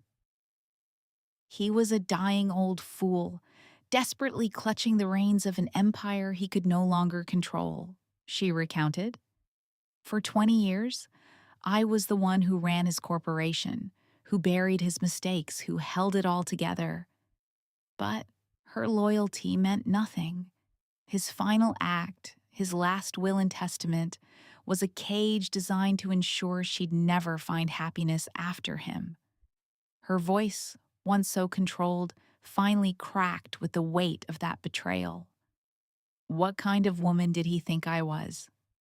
The question was pure, unadulterated rage, the culmination of 2 decades of simmering resentment.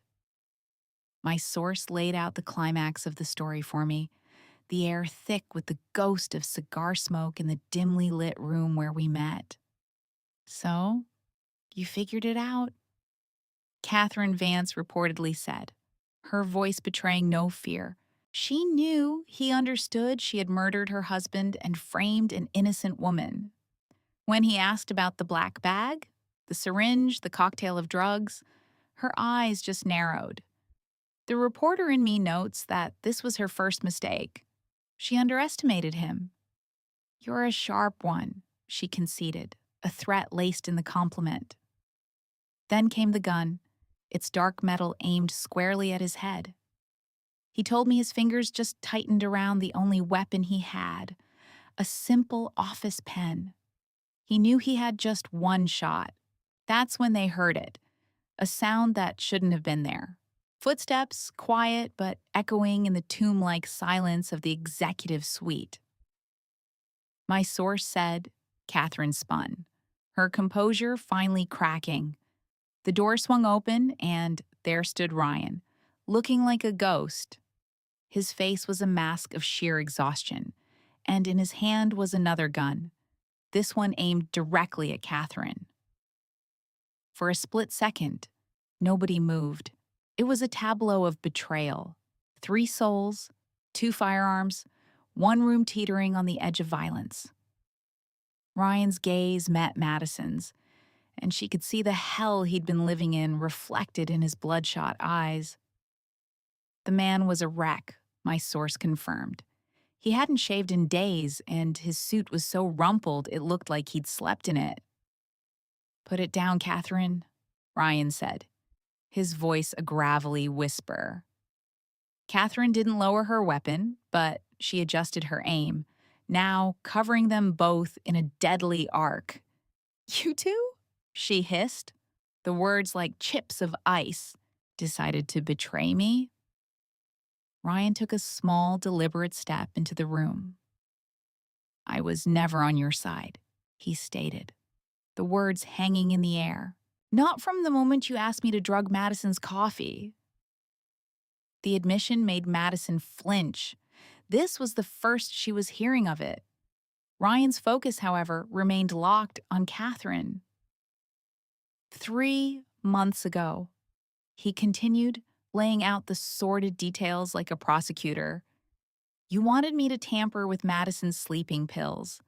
A little something extra to make her seem like she was losing her mind, setting her up for a fatal accident. That way, I'd inherit everything, funnel the money to you, and close that final financing round for Evergreen. Am I right? Sleeping pills. Madison told me later that she remembered that time vividly. The stress had been getting to her, and sleep was a luxury. Ryan had brought her a bottle of pills, insisting they would help, but she never took them. She confessed she's always had an aversion to medication. Ryan finally risked a glance at her, his expression a complicated mix of guilt and relief. You didn't take them, he said. I swapped them out for vitamins, but somehow Catherine found out. Catherine just sneered, a truly ugly expression on her polished face. So the plan had to change, Catherine admitted, her voice dripping with disdain. Richard died. I needed a loyal partner to help me control the company. And you were the perfect candidate, Ryan. Young, brilliant, and most importantly, I had that surveillance footage. I owned you. But Ryan saw the deeper game. You let me record that, he countered. You knew I was foolish enough to make a backup, that I'd try to use it against you someday. And you used that possibility to test my loyalty, Ryan finished, the puzzle pieces clicking into place. And I failed your test. Catherine's finger visibly tightened on the trigger. A failure that means both of you die here today. That's when Ryan did something unexpected. He laughed, a hollow, broken sound that echoed in the tense room.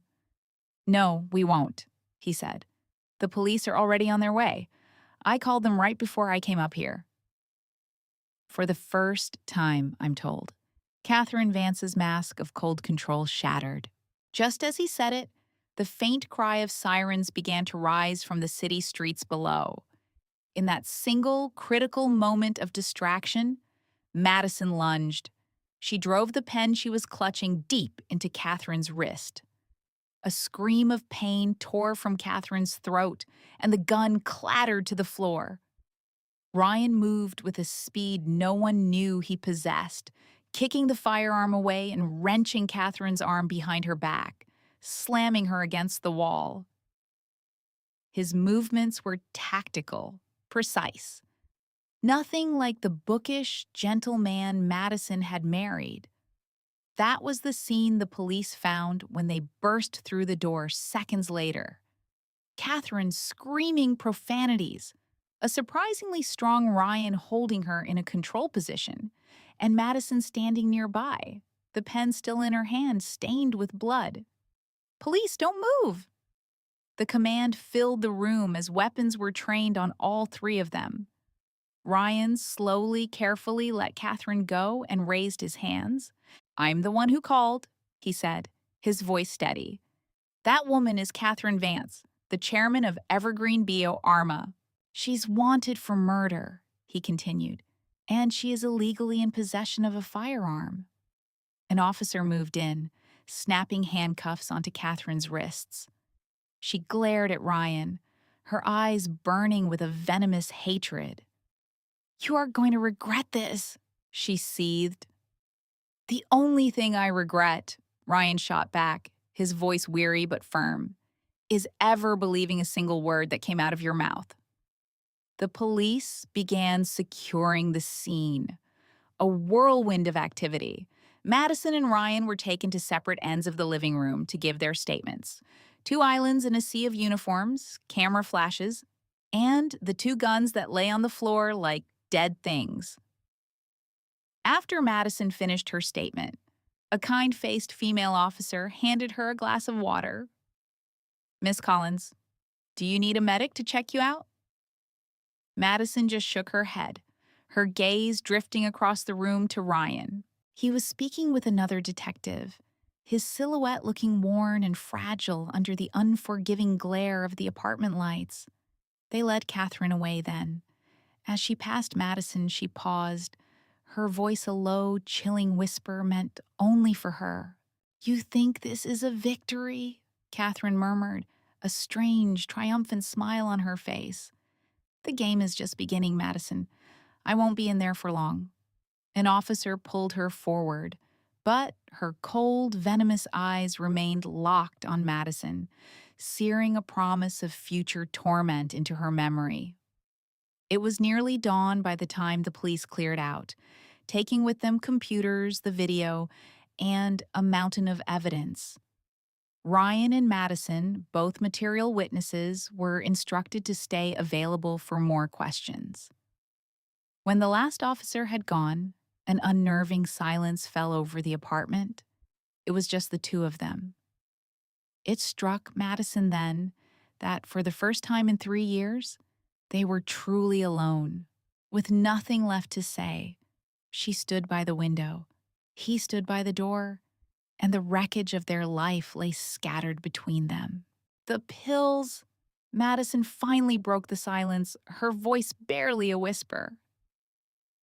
Did you really switch them? He gave a single, solemn nod. I couldn't do it, Madison. I couldn't. She cut him off before he could finish. It doesn't matter anymore. He fell silent for a long moment before asking the question that hung between them. Can you ever forgive me? She looked into his eyes then, the same eyes she had fallen in love with. Now, just pools of exhaustion and desperation.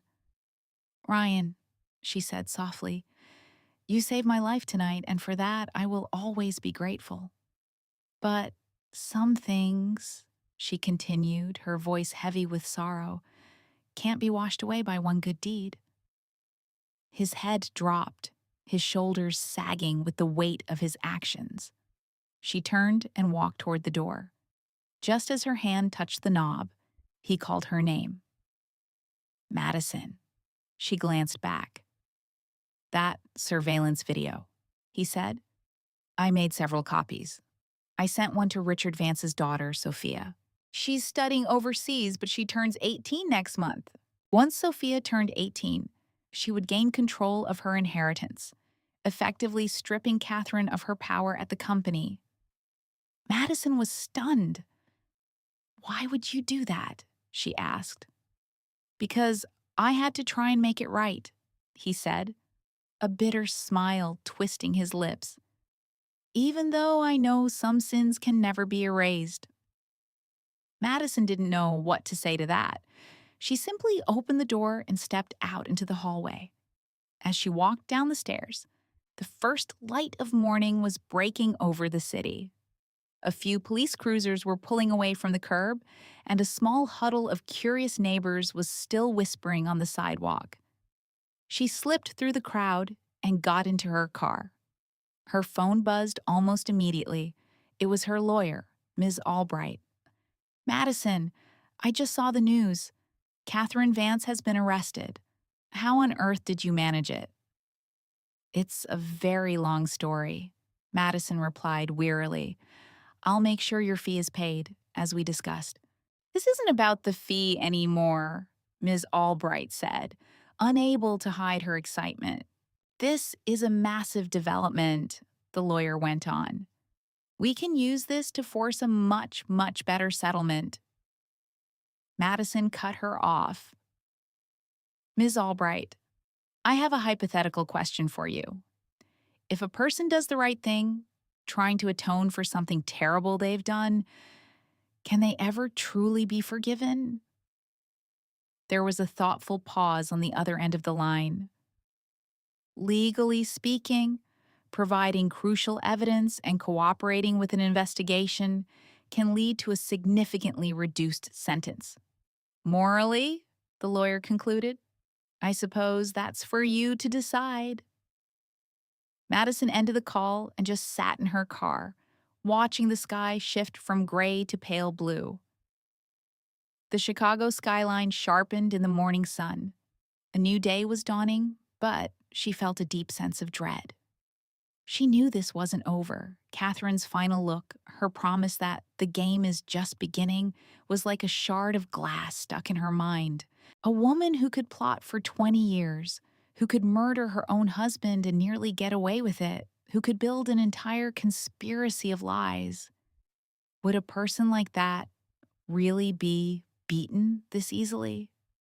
Her phone rang again, this time from an unknown international number. She hesitated, then answered.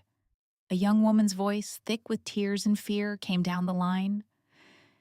Is this Madison Collins? The girl stammered. Yes, Madison answered. My name is Sophia Vance. I'm Richard Vance's daughter. I just received a package. There was a video inside and a letter. The girl's voice broke. The letter says if I go to the police with this video, they'll kill my mother. What do I do? They have my mother. Madison gripped the phone, a chill spreading through her entire body. Sophia, where are you right now? Are you somewhere safe? I'm at the airport. O'Hare. I just flew in. The girl sobbed, her panic escalating. They know I'm here. I think someone is following me. Madison, my father's murder, my mother. The line suddenly went dead. Madison frantically tried calling back, but the phone had been turned off. Outside her window, the city was now fully awake. Morning traffic was building and people were rushing to work. Everything looked completely normal, but Madison knew it was a lie.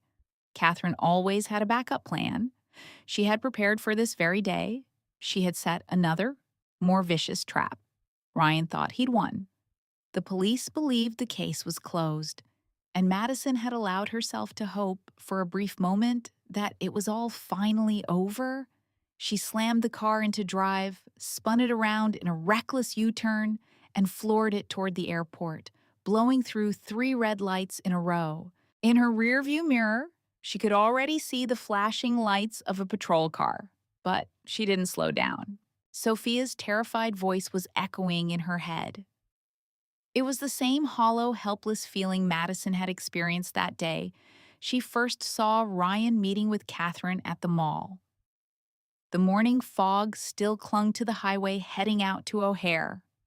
She connected her phone to the car's Bluetooth system, her fingers flying as she wove through the sluggish traffic. Miss Albright, I need the name and number of the best criminal defense attorney you know. Right now. Madison, what's going on? Her lawyer asked, alarmed. Catherine has a hostage. I think it might be Sophia Vance's mother. Sophia is back in the States, she's being followed, and I'm on my way to find her. Ms. Albright gasped. Don't go by yourself. Call the police. The police have Catherine, Madison said, her eyes fixed on the road, but her people are still out there. Send me his office address and the home addresses of every single executive on the board of Evergreen BioArma. Madison, this is far too dangerous, Ms. Albright pleaded. Doing nothing is more dangerous, Madison retorted and hung up. Her phone immediately pinged with a list of addresses. At the exact same moment, a text arrived from a private investigator she had hired weeks ago. Miss Collins, found something. Catherine Vance has an identical twin sister, Evelyn Reed, was committed to a psychiatric hospital 20 years ago, diagnosed with severe mental illness. The investigator's text continued. She disappeared 3 years ago. Hospital records are thin, but they show Catherine was her only regular visitor. A twin sister, vanished for 3 years. The pieces of the puzzle started slamming together in Madison's mind with sickening force. Sophia's desperate plea on the phone, they have my mother. But Catherine Vance was her mother, unless Sophia hadn't been talking about Catherine at all. She was talking about the missing sister, the one who disappeared from the hospital. The story hit a frantic new pace, my source Madison told me, as her car tore into the airport parking garage, her phone lighting up yet again. It was her husband, Ryan. His voice was a wire pulled taut. Madison, where are you? The police had just called him, with chilling news. Jessica Vance's attorney was already at the precinct, armed with what she called a perfect alibi. She was supposedly at a charity gala on the night of her husband's murder, in a room with hundreds of witnesses. The woman in Ryan's video, they insisted, was an imposter. It was her sister. Madison fired back into the phone, a revelation that hung in the dead air between them. I can only imagine the fear that gripped Ryan then. Madison, you need to go home, he pleaded, his voice trembling. Let the authorities handle it. He told her he'd just received another call, a threat. If he dared to testify, they would release the video of him and Jessica shopping, painting him as a scorned lover, faking evidence for revenge. He let out a laugh that Madison described as the sound of a man breaking. But there was more. They also threatened to leak fabricated proof of him mishandling marital assets, a move designed to obliterate his career. "We can't win this, Madison," he said, his voice laced with defeat. "She's thought of everything." As Madison killed the engine, she asked him one final critical question. The video backup he'd made, who else knew about it besides Richard's daughter, Chloe? "No one," he swore. Madison's next words revealed the depth of Jessica's manipulation. Then, how did they use it to threaten Chloe? Because Jessica knew you'd make a copy. Jessica had been setting a trap for him the entire time, playing everyone on the board. Inside the terminal, a sea of travelers flowed around Madison. She stood beneath the massive departure screen, her eyes scanning for a lone teenage girl. Chloe was 15, but the photos made her look more mature, with long hair and glasses giving her a studious look. Just then, her phone buzzed with an incoming photo. It was Chloe, wearing a baseball cap and pulling a suitcase, captured in the smoking area outside Terminal 3. The angle was high, clearly from a security feed, confirming Madison's fears. A text message followed, cold and direct. "You want her safe? Come to Parking Garage B. Level 2, Section D, alone. No police, or you know the consequences." The number was untraceable. In that moment, Madison said her blood ran cold. Even with Jessica in custody, her network was alive and well, pulling strings from the inside. This wasn't just a threat. It was a clear and terrifying warning. She may have cornered the queen, but the board was still full of dangerous pieces, all capable of hurting the innocent. This was more than a warning, Madison realized. It was an exchange. She dialed the anonymous number. After 3 rings, a voice answered, warped by a modulator into a robotic, inhuman tone. "Miss Collins, where is Chloe?" she demanded. "She's perfectly safe," the voice droned, "as long as you follow instructions." Madison insisted on hearing the girl's voice. A few tense seconds passed, and then Chloe's terrified, tear-filled plea came through the line. "Madison, don't come! There are too many of them!" The line was abruptly cut. "You heard her!" the distorted voice crackled. "Now, Parking Garage B, Level 2. You have 10 minutes. Then, silence. Madison stared at the phone, her mind a whirlwind of impossible choices. Going alone was a clear trap, but not going could seal Chloe's fate. They had forbidden police involvement, but perhaps that was a bluff. She spotted the airport information desk and rushed over, asking for a pen and paper. On it, she scribbled a desperate note. "My name is Madison Collins. If I don't return in 1 hour, give this to the police. I am in Parking Garage B, Level 2, Section D. A kidnapping is happening." She folded the note, pushed it towards the startled young employee, and with a simple, urgent please, she turned and ran. Parking Garage B was a vast, cold expanse of concrete, the air thick and still. Section D was tucked away in the darkest corner, near a waste disposal area that smelled of rot and dampness. Madison slowed her breathing, her hand slipping inside her purse, fingers wrapping around a can of pepper spray Ryan had given her for protection years ago. "Miss Collins, so punctual." A voice echoed from behind a pillar. 2 figures emerged from the shadows, one towering, the other short, both dressed in nondescript work clothes, their faces obscured by masks and hats. The tall one brandished a taser, while his partner idly flipped a butterfly knife. "Where is Chloe?" Madison's voice didn't waver.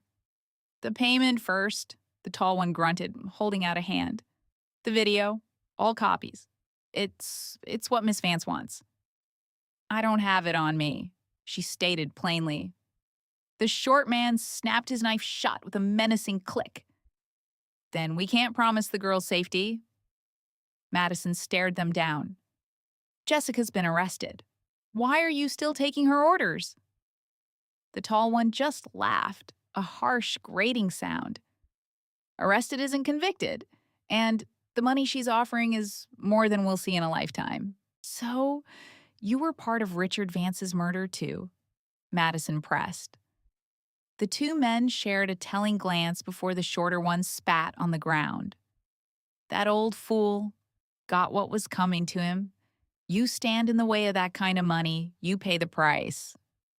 It all clicked into place. These were the professionals, the muscle Jessica hired to clean the scene. I can get you the video, Madison said, taking a slow step back. But I need to see Chloe is safe first. The tall man shook his head and advanced on her. No deal.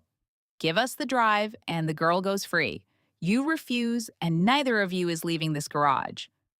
Madison's back hit the cold steel of an SUV. The silence of the garage was deafening, broken only by the frantic pounding in her chest. The pepper spray was slick in her palm. Just as the man raised the taser, the distant wail of police sirens pierced the quiet. Both men's heads snapped toward the sound. You called them, the short one snarled, his voice a venomous hiss.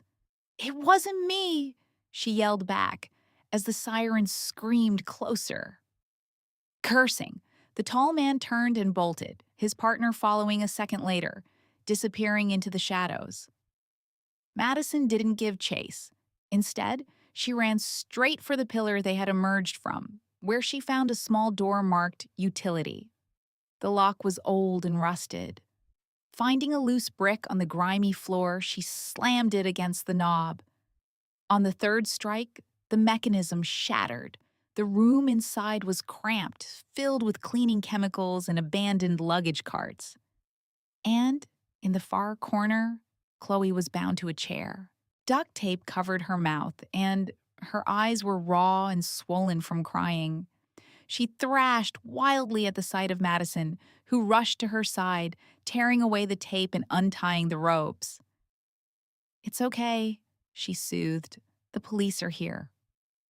Chloe gasped for air, grabbing Madison's arm. My mom, she cried. They took my mom. They said if I told anyone about my dad, they would kill her. Where is she? Madison asked gently. I don't know, but I know who she is, Chloe trembled, pulling a worn photograph from her pocket. It showed a young couple holding two identical baby girls. Jessica is my aunt, she whispered. My mom is Evelyn Reed. 3 years ago, my aunt took her from the hospital. We haven't seen her since. A month before he died, Chloe continued, her voice shaking. My dad told me that if anything happened to him, I had to find this. She revealed a small brass key, a number engraved on its surface. 317. What is it? Madison asked. My dad said it opens a safety deposit box at the bank, Chloe explained. He said it held something that could protect my mom. The sirens were deafening now, right outside. Let's go, Madison said, helping Chloe to her feet. We have to get out of here now. As they emerged from the utility room, they were met by a swarm of police officers. The lead officer, the same woman who had been at Madison's apartment, looked visibly relieved. Miss Collins, are you okay? We received a tip from an airport employee. The kidnappers went that way, Madison said, pointing to the far end of the garage. 2 men, and they're armed. The officer immediately sent her team in pursuit before turning her attention to Chloe. You must be Chloe Vance. We need you to come to the station and give a statement. Chloe clung to Madison's hand. I have to find my mother first. The officer hesitated, her gaze shifting between them, and finally she nodded. I'll assign 2 officers to escort you to the bank, she conceded. But first, Miss Collins, you need to tell me everything about that key. On the way downtown, Ryan called. His voice was tight with stress. Jessica wants to see you, he said. Me? Madison replied, incredulous. She claims she has important information about Chloe's mother. Ryan paused, the weight of the situation palpable. Her lawyer is offering to trade that information for a plea bargain if we drop the charges. Madison's response was ice. Not a chance. I know, Ryan agreed. But, Madison, maybe you should just go. Hear her out. Madison looked from the blur of the city outside to the trembling 15-year-old girl beside her. A girl who had lost her father, whose mother was missing, and whose aunt was a cold-blooded killer. That small key was quite possibly her last hope. Send me the address, Madison told Ryan, and I'm taking Chloe with me. A long silence followed on Ryan's end. Are you sure that's a good idea? He finally asked. She has a right to know the truth, Madison said, her voice firm. All of it. The safety deposit box needed the key and a password. They tried Richard's birthday, their anniversary, the founding date of his company. Nothing worked. On the third guess, Chloe's birthday, the heavy door clicked open. Inside was not cash or jewels, but a simple manila folder and a USB drive. The documents were a stack of stock transfers, amendments to a will, and a set of medical records for a woman named Evelyn Reed. The diagnosis was severe post-traumatic stress disorder. The cause of that trauma was detailed in a single, horrifying line. Witnessed twin sister Jessica Vance murder their parents. According to the file, Evelyn was only 7 years old at the time. The USB drive contained a single audio file. Richard Vance's voice, weary and heavy with regret, filled the sterile bank room. Chloe, he began, if you're hearing this, it means I am gone. I am so sorry I hid this from you. Your mother isn't Jessica. She is her twin sister, Evelyn. 20 years ago, to secure the family inheritance, Jessica set a fire that killed our grandparents. Evelyn saw it all, and the trauma shattered her. His voice cracked with a sob. I put her in the best facility I could find, thinking I could keep her safe. But I failed, he confessed. 3 years ago, Jessica took her. She's been using your mother to blackmail me ever since, forcing me to sign over my company to change my will. I did it all to keep Evelyn alive, but I left one last protection. A clause in my will states that if Evelyn dies or remains missing for more than 6 months, every share Jessica inherits becomes void and transfers directly to you. The small, tinny voice of a dead man filled the sterile bank vault. Ryan's last words, recorded on a tiny digital device, laid out the whole ugly truth. The DNA report you're holding will prove everything about Olivia, Madison. His voice cracked with a desperation that crossed from the grave. I failed you, and I failed your mother. But you have to listen to me. Catherine will do anything for money. If something happens to me, you can't believe a single word she says. Don't you dare try to get revenge. You take this evidence to a lawyer. You protect yourself, and you protect your mom, if she's even still alive. When the recording finally clicked off, the silence was deafening. Madison, who had been so strong, just crumpled onto the velvet sofa in the bank's private viewing room. The kind of silent, racking sobs that tear a person apart. The documents felt heavy in my hands, my own fingers trembling as I took them in. A 20-year-old arson case, a will signed under duress, a sister who had vanished into thin air. Catherine hadn't just turned into a monster recently. My source was right. She had been one all along. The police officer standing with us slowly paged through the evidence, her jaw tight, her expression hardening with every page she turned. We have to reopen the investigation into that fire from 20 years ago, the officer stated, and the disappearance of Olivia Prescott.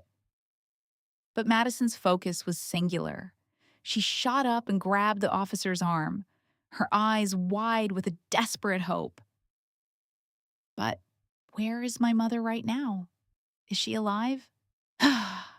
It was a question no one in that room could answer. The car ride to see Catherine was shrouded in a heavy silence. Madison just stared out the window at the blur of city lights, her fingers clenching the old brass key from the safety deposit box so hard her knuckles had turned completely white. Then she spoke my name, her voice barely a whisper. If my mom is really gone, she asked, the words catching in her throat. What am I supposed to do? I looked at this young woman, a kid really, being forced to carry a lifetime of trauma in a single afternoon, and my own throat tightened. I thought about my own family, about the threats Catherine had leveled against me, the cold knot of fear and rage that had lived in my stomach for 3 long months. You'll live, I told her, my voice firm, and you will build a life so much better than she could ever imagine.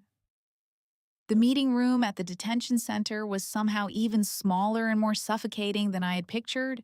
Catherine sat on the other side of a thick glass partition, shockingly calm in a standard issue prison jumpsuit, her dark hair still perfectly in place. When she saw us approach, a slow, chilling smile spread across her face. Madison, you came, she said. Her voice, filtered and distant through the speaker, was still that same gentle, composed tone I'd come to despise. You look so much like your mother. Madison went rigid next to me, a silent statue of grief and anger. Where is she? I asked, cutting straight through the pleasantries. Catherine just leaned back in her chair, the picture of casual control. She's somewhere safe, Catherine purred. As long as you drop all these ridiculous charges, forget about Ryan, then I'll tell you where to find her. I scoffed. Impossible. You can't bargain your way out of a murder investigation. A chillingly wide smile bloomed on her face. Then you'll never find her. And I can assure you, even if you manage to prosecute me, I won't be staying in a place like this for very long. I have the best legal team money can buy, she continued, and a long documented history of psychiatric evaluations. Her gaze shifted, landing like a physical blow on Madison. And, most importantly, I have your mother's signed declaration, voluntarily transferring her legal guardianship over to me. Madison slammed her hand on the counter.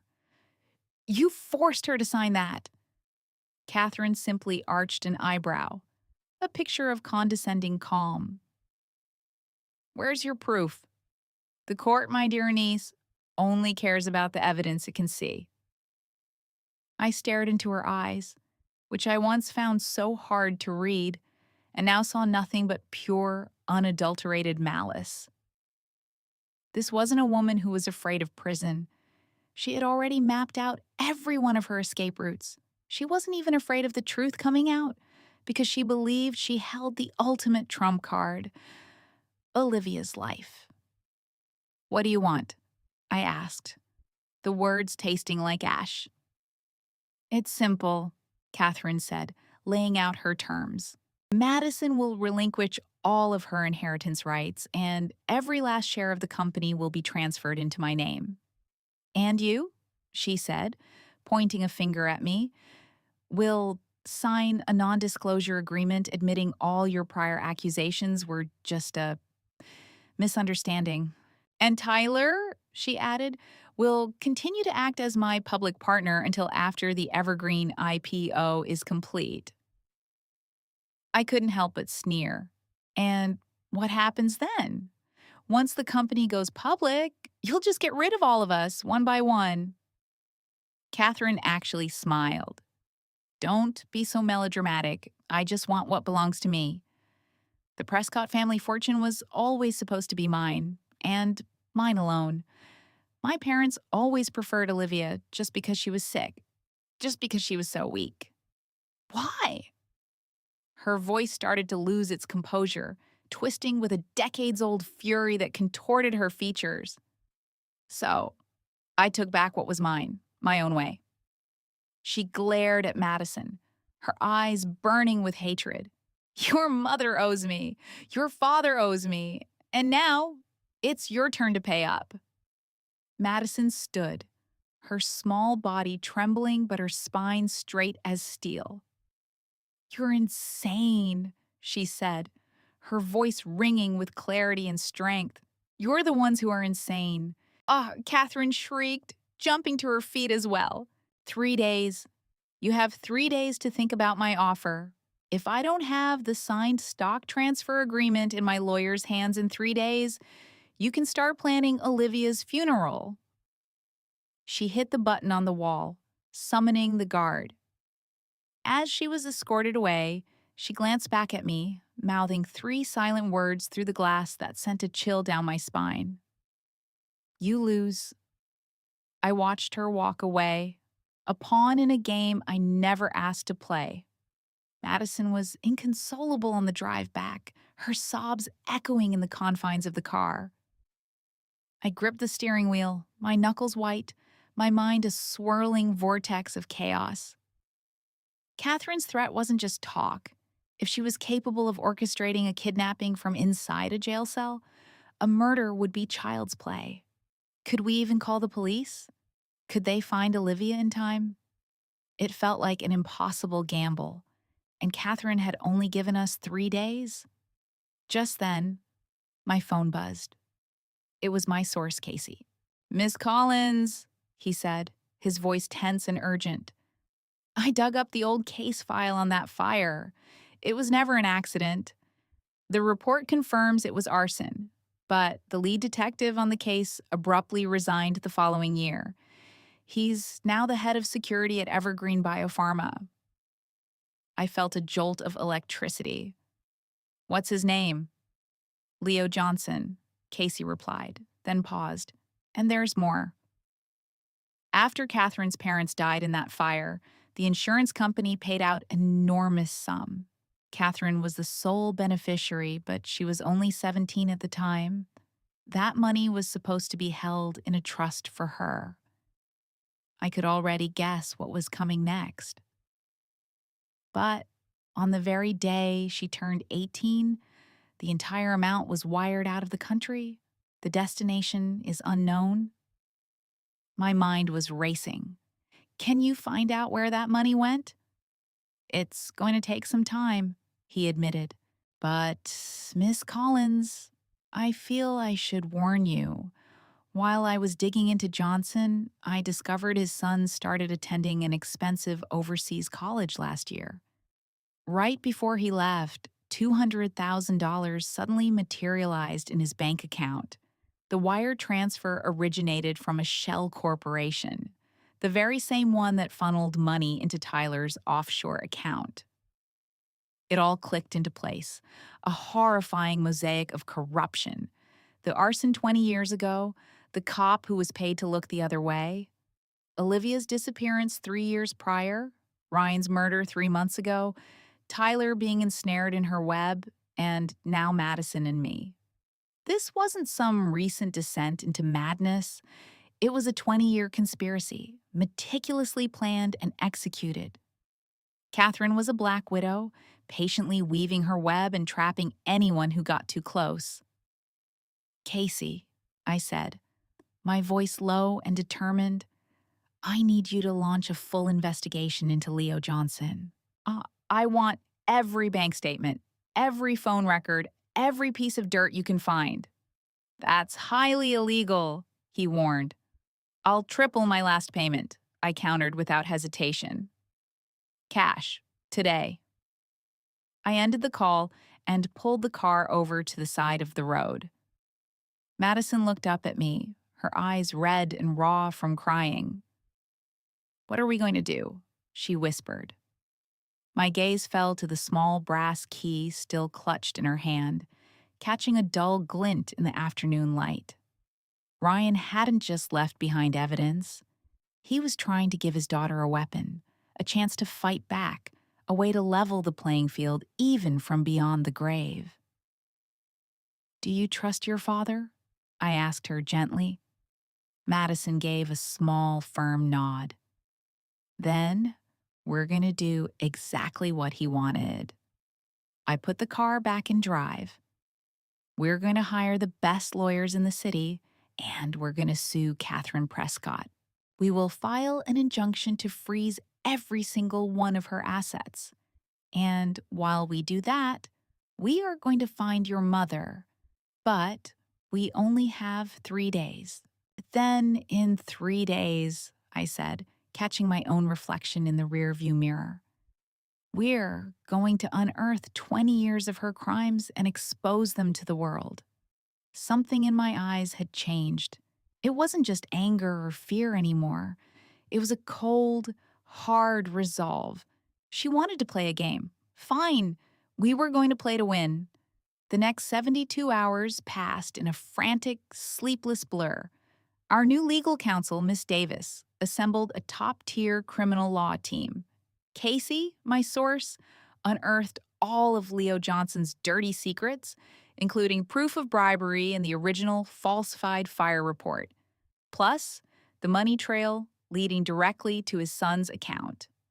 Tyler, seeing no way out, turned over every single text and email he'd ever exchanged with Catherine, detailing her explicit instructions on transferring assets and the planned accident that was meant for me. In return for his testimony, the district attorney's office agreed to consider his cooperation. On the morning of the third day, just as the sun was beginning to rise, Casey sent a final text. It read, "Found her.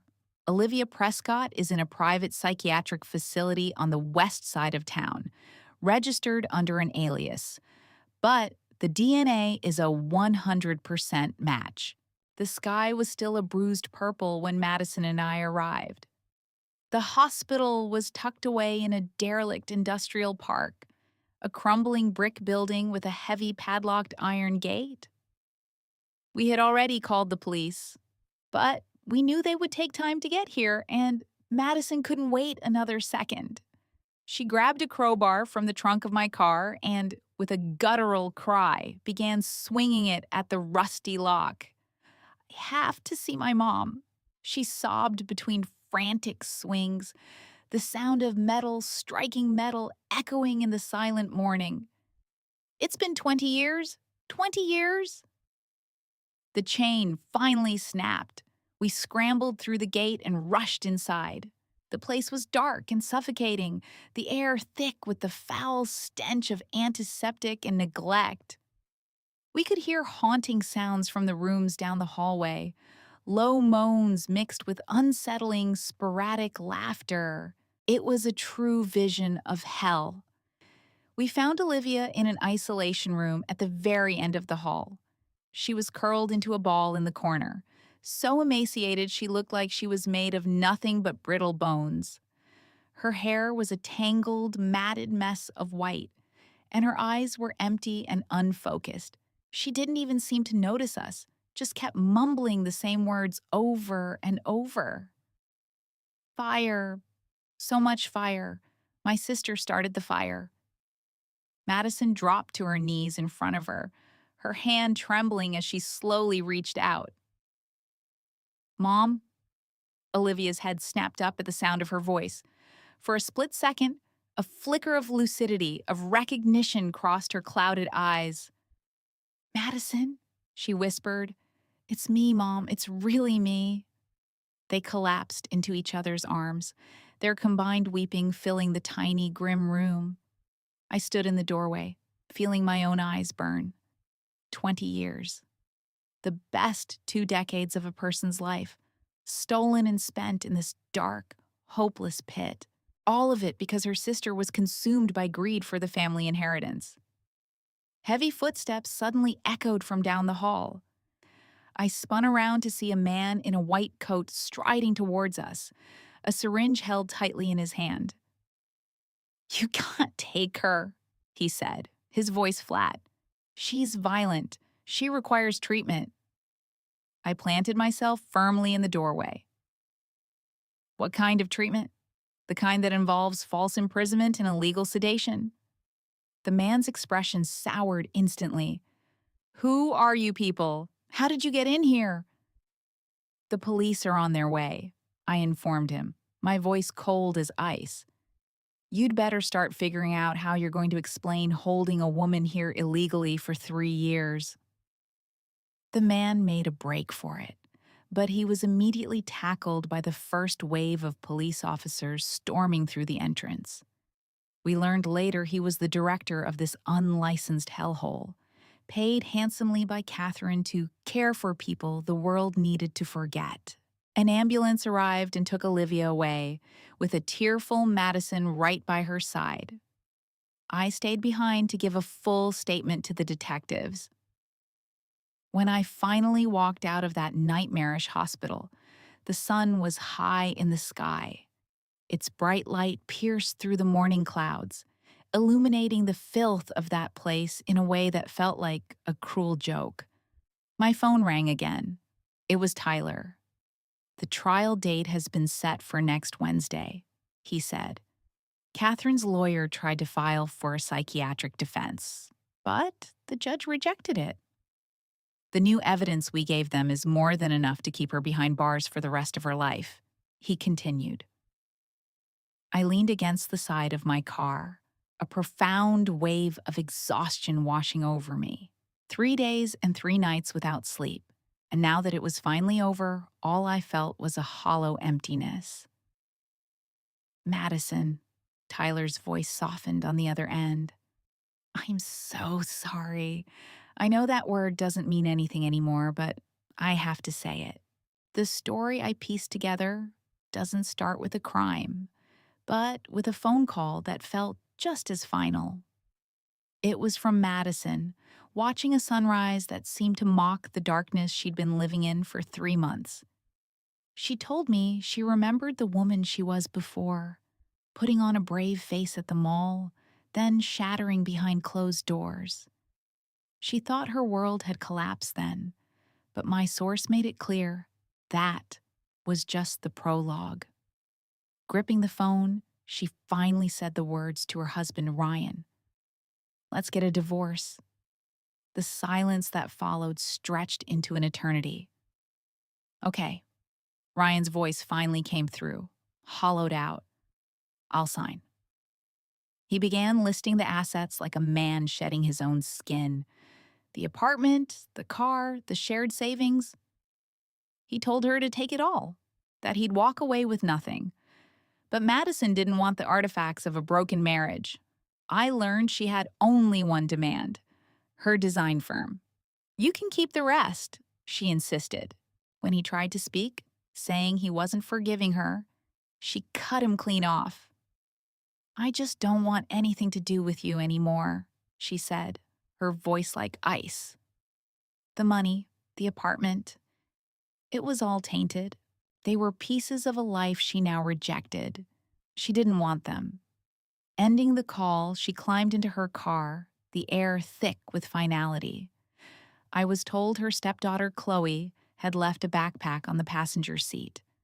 Peeking out from a pocket was a faded photograph, a ghost from another time, a younger, radiant Olivia holding baby Chloe, her smile radiating a warmth that felt like a distant memory.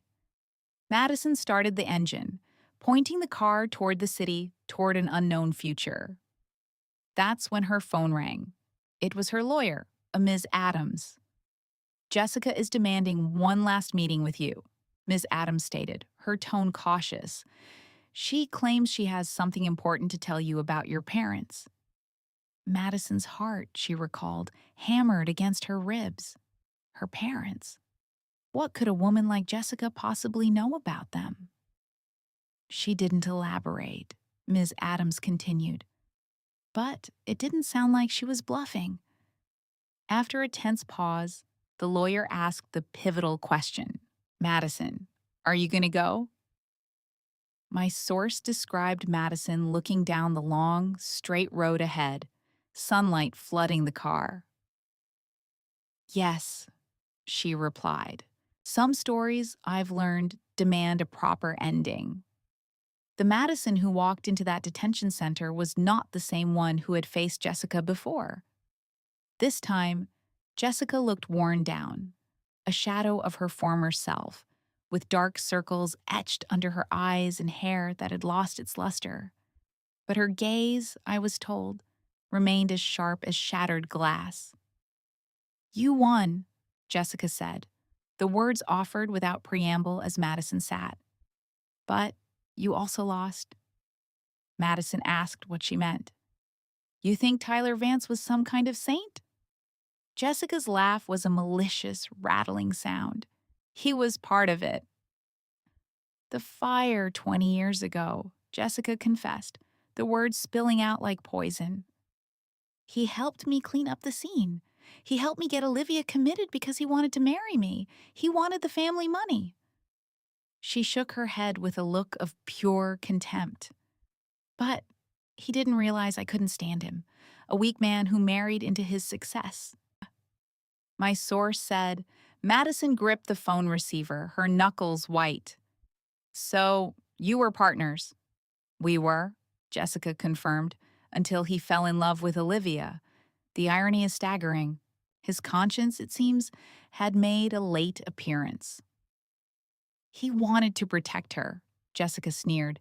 Expose me, send me to prison. So, I had to act first. She leaned toward the plexiglass partition, her voice sinking to a conspiratorial whisper that chilled Madison to the bone. Madison, why do you think your parents suddenly moved abroad?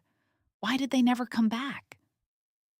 The questions hung in the air, heavy and terrifying. Because they knew things they shouldn't have. About Tyler, about me, about that fire. The web was far more tangled than Madison had ever imagined. Your parents and mine were old friends, Jessica continued, laying out the decades-old betrayal. The night of the fire, they were supposed to come for dinner, but they canceled last minute. Later, as the official story settled, their suspicions grew. They started asking questions, Jessica explained. Tyler got scared, so he paid them off. He sent them overseas and told them to keep their mouths shut. Then came the devastating blow. Jessica looked Madison straight in the eye. Your father accepted $300,000 in hush money. The sound of Madison's chair scraping violently against the floor echoed in the small room as she shot to her feet. You're lying, she accused, her voice trembling. Check your parents' bank records, Jessica retorted, leaning back with a smug, triumphant smile. See when that money arrived? Then ask yourself why they never talk about the past, why they were so fiercely against you marrying Ryan. The final piece clicked into place with horrifying clarity. Because they knew what kind of man Tyler was, Jessica finished, and they knew what kind of man his protege would be. A guard appeared, signaling their time was up. As Jessica rose to leave, she offered one last chilling observation. We all live in lies, Madison. The only difference is some of us choose to keep deceiving ourselves, and some of us choose to face the truth.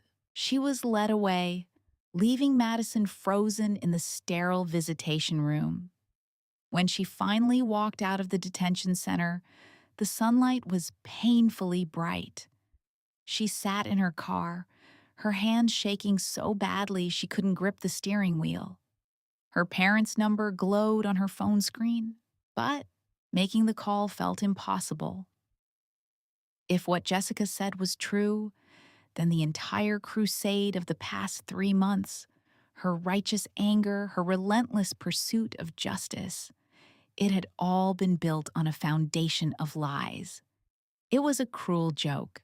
Her own parents had taken blood money. Her marriage to Ryan, a man introduced to her by Tyler Vance himself, suddenly felt like part of a larger, orchestrated deception. The truth she had uncovered was just a single chapter in a much bigger book of secrets. Then, her phone rang, and the caller ID showed it was her mother. "Madison, honey," her voice chirped, oblivious. "We're on a flight home tomorrow. Your father says he's been craving your pot roast." The mundane warmth of her words felt like a physical blow. "Mom," Madison interrupted, her voice flat. "The fire at Jessica Vance's parents' house 20 years ago?"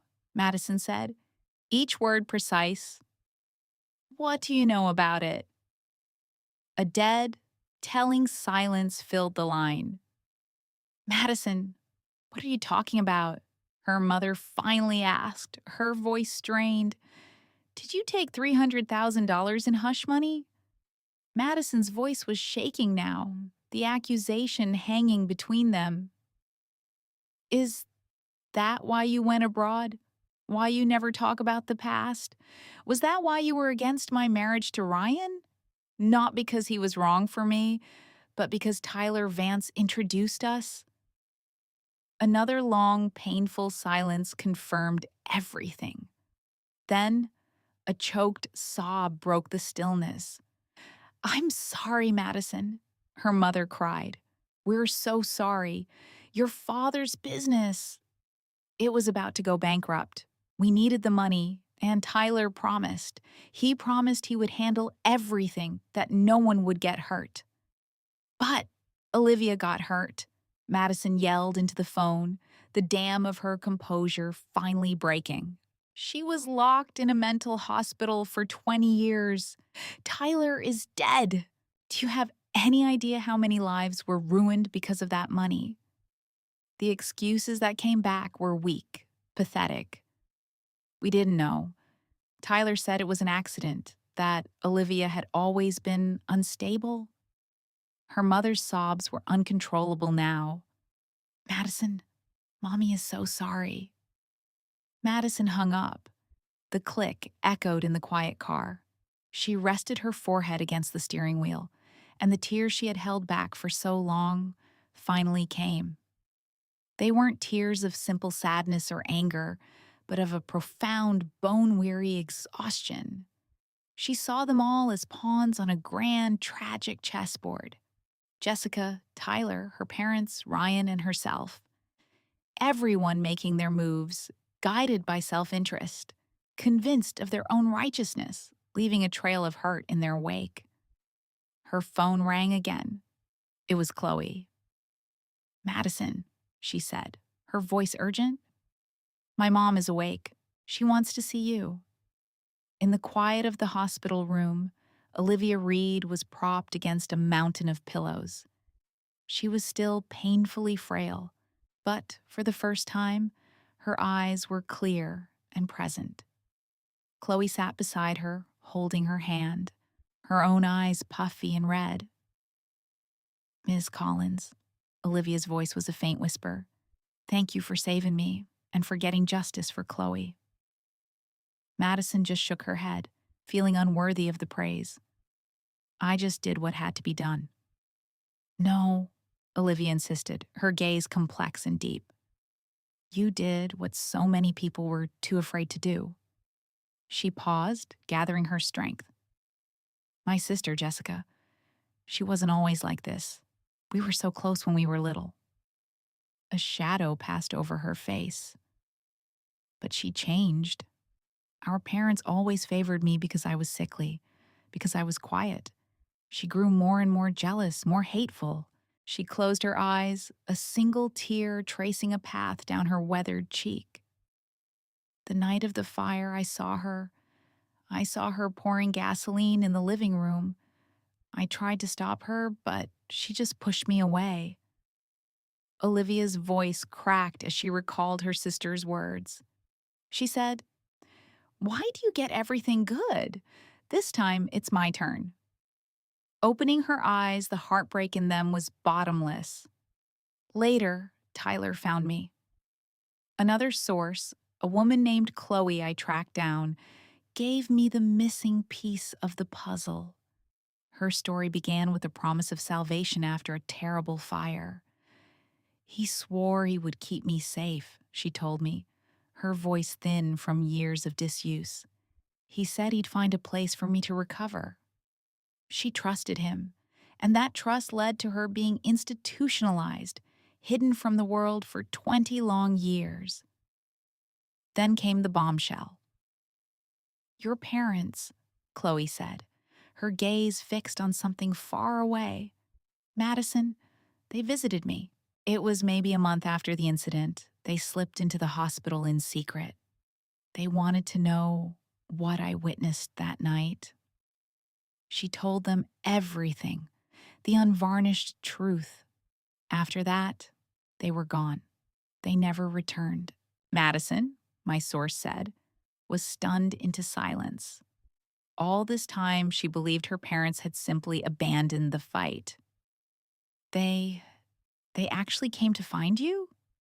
Chloe just nodded slowly. Your mother wept for what felt like hours, she recalled.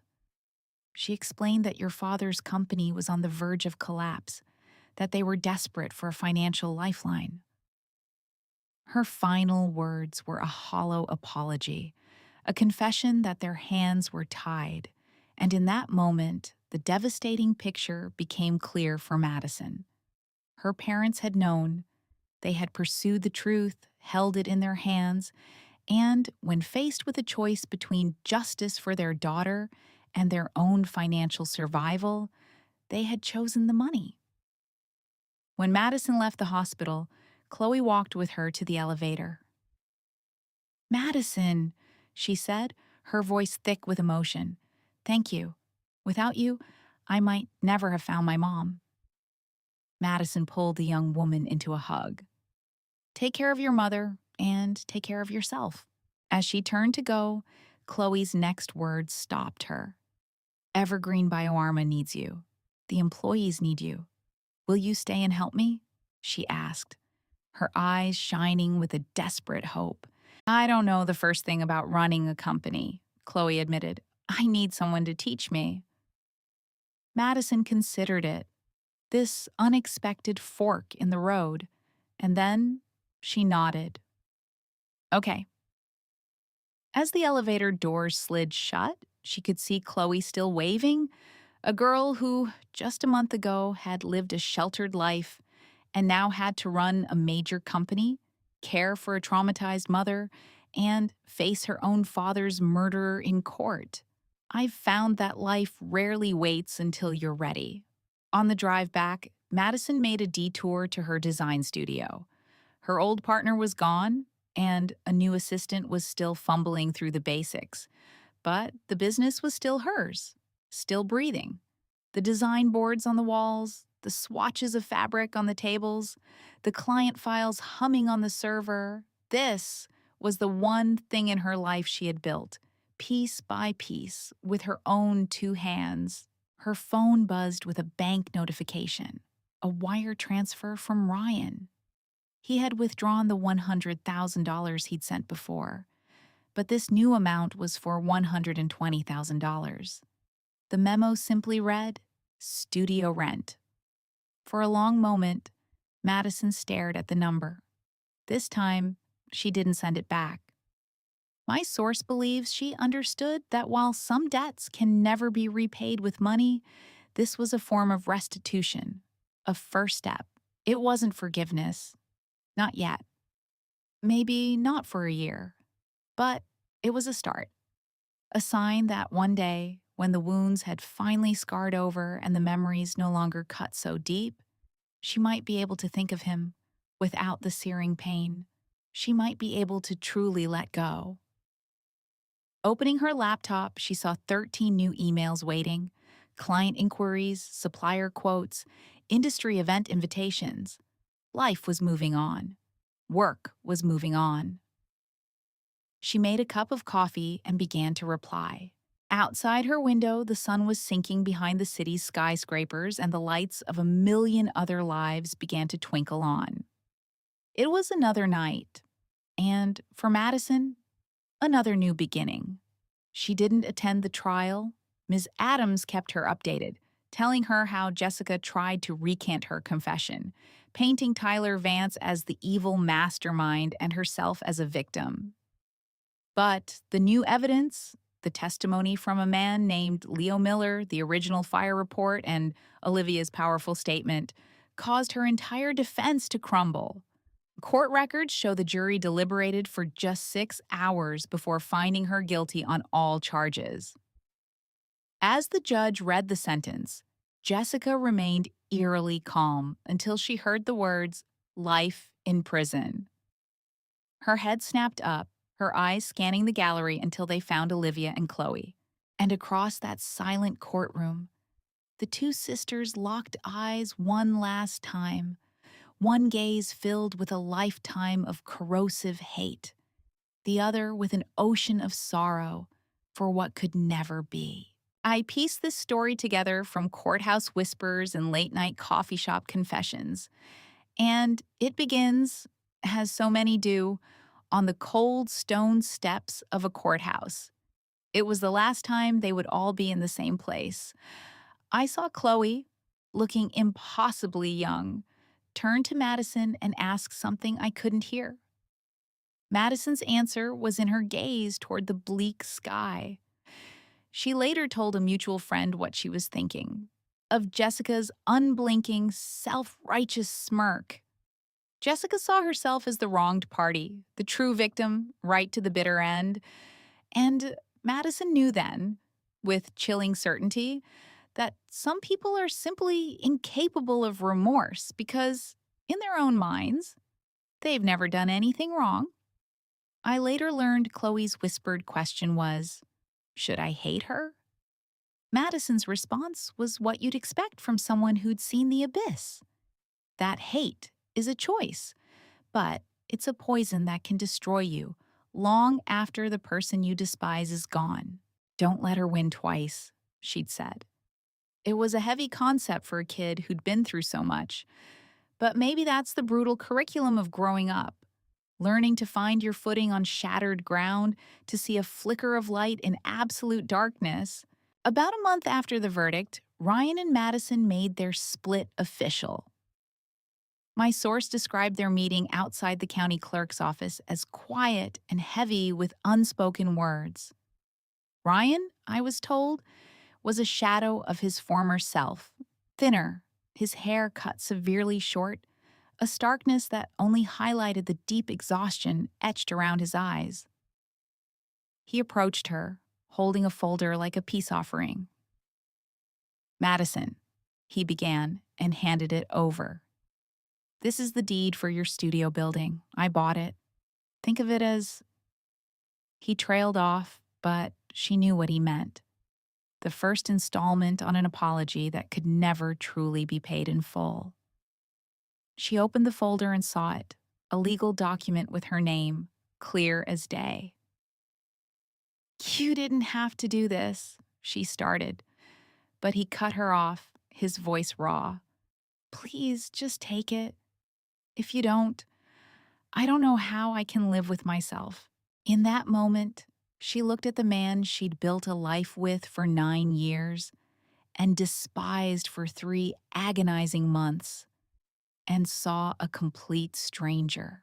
The history they shared, the laughter, the inside jokes, the profound betrayal, it all felt like scenes from someone else's life.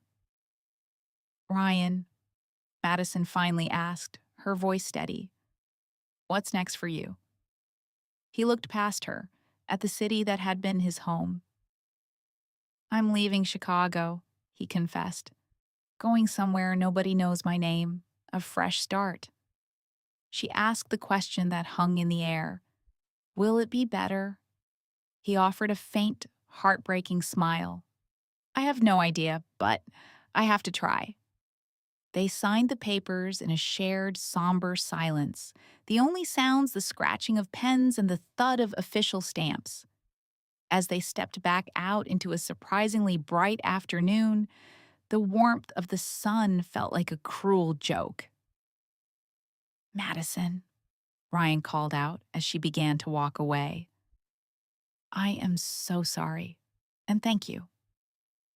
My source says she never turned around, just lifted a hand in a gesture that was both acknowledgement and farewell. She watched him in her rear view mirror as she drove off, a solitary figure shrinking against the city skyline until he was finally gone. For Madison, there was no final surge of anger or love. What washed over her was a profound sense of release, the feeling of finally setting down a burden so heavy it had reshaped her.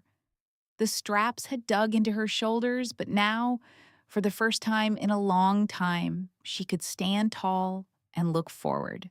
And things did move forward. Business at her design studio began to hum again.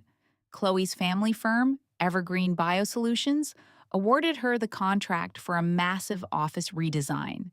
It was the kind of lifeline project that could carry the firm for a year. She hired a new assistant, a sharp and eager recent graduate named Olivia, who, during a coffee run, asked a simple question.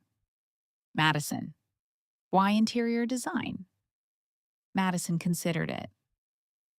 Because I want to build beautiful spaces, she said.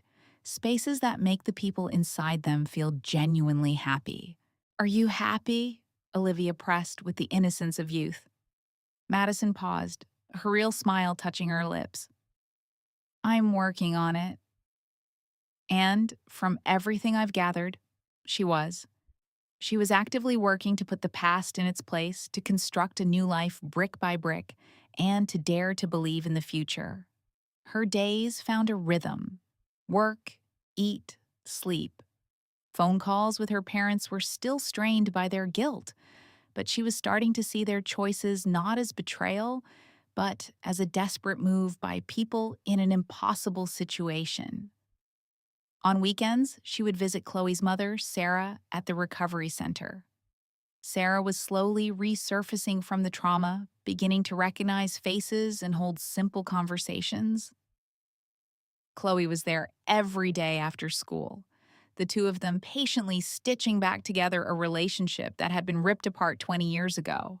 Sometimes Sarah would drift, murmuring, "My sister, she used to brush my hair for me. She made the most beautiful braids," before falling into a deep silence. It was a stark reminder of how love and hate can become so entangled over time, separated by a thin veil of memory that eventually turns translucent, making it impossible to tell where one ends and the other begins. Then one day in December, the first snow began to fall over Chicago.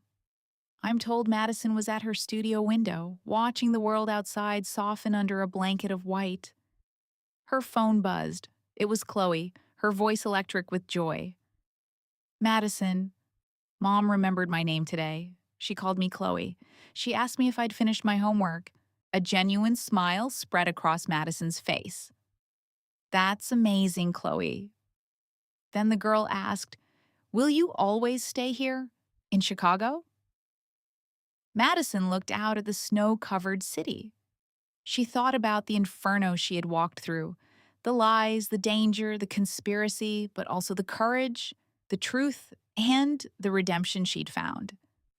This city had seen her break, and now it was seeing her rebuild. "Yes," she said with conviction. "I'll be here." After hanging up, she kept watching the snowfall. It was a quiet, cleansing force, covering the grime and the scars of the city, leaving behind a pure, unblemished surface.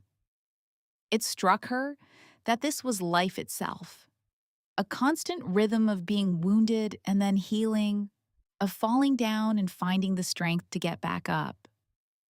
There are no ultimate victories or final defeats, just a long campaign with small, precious moments of peace. And it's those moments, my sources close to her say she realized, that make it all worth it. The warmth of a coffee cup, the silent beauty of a snowfall, a child's unfiltered laughter, a truly sincere apology, those are the things that arm you with the courage to keep fighting, to keep loving, to keep believing and creating, even when you know more betrayals and more long, lonely nights might be waiting for you down the road. Because that's the deal you make when you choose to be alive. She closed the window and returned to her desk. A new project was open on her screen, a blank digital canvas waiting for shape, color, and light. She picked up her stylus and, with a soft scrape against the tablet, she drew the very first line. Outside, the snow continued to fall, gently blanketing a wounded but undeniably resilient world. And Madison's story, much like the city she called home, had been through a profound darkness, but was slowly, surely, being covered in a blanket of cleansing white. It had been shattered into pieces, but it was being meticulously, beautifully rebuilt. And all of it, every single piece, was just the beginning.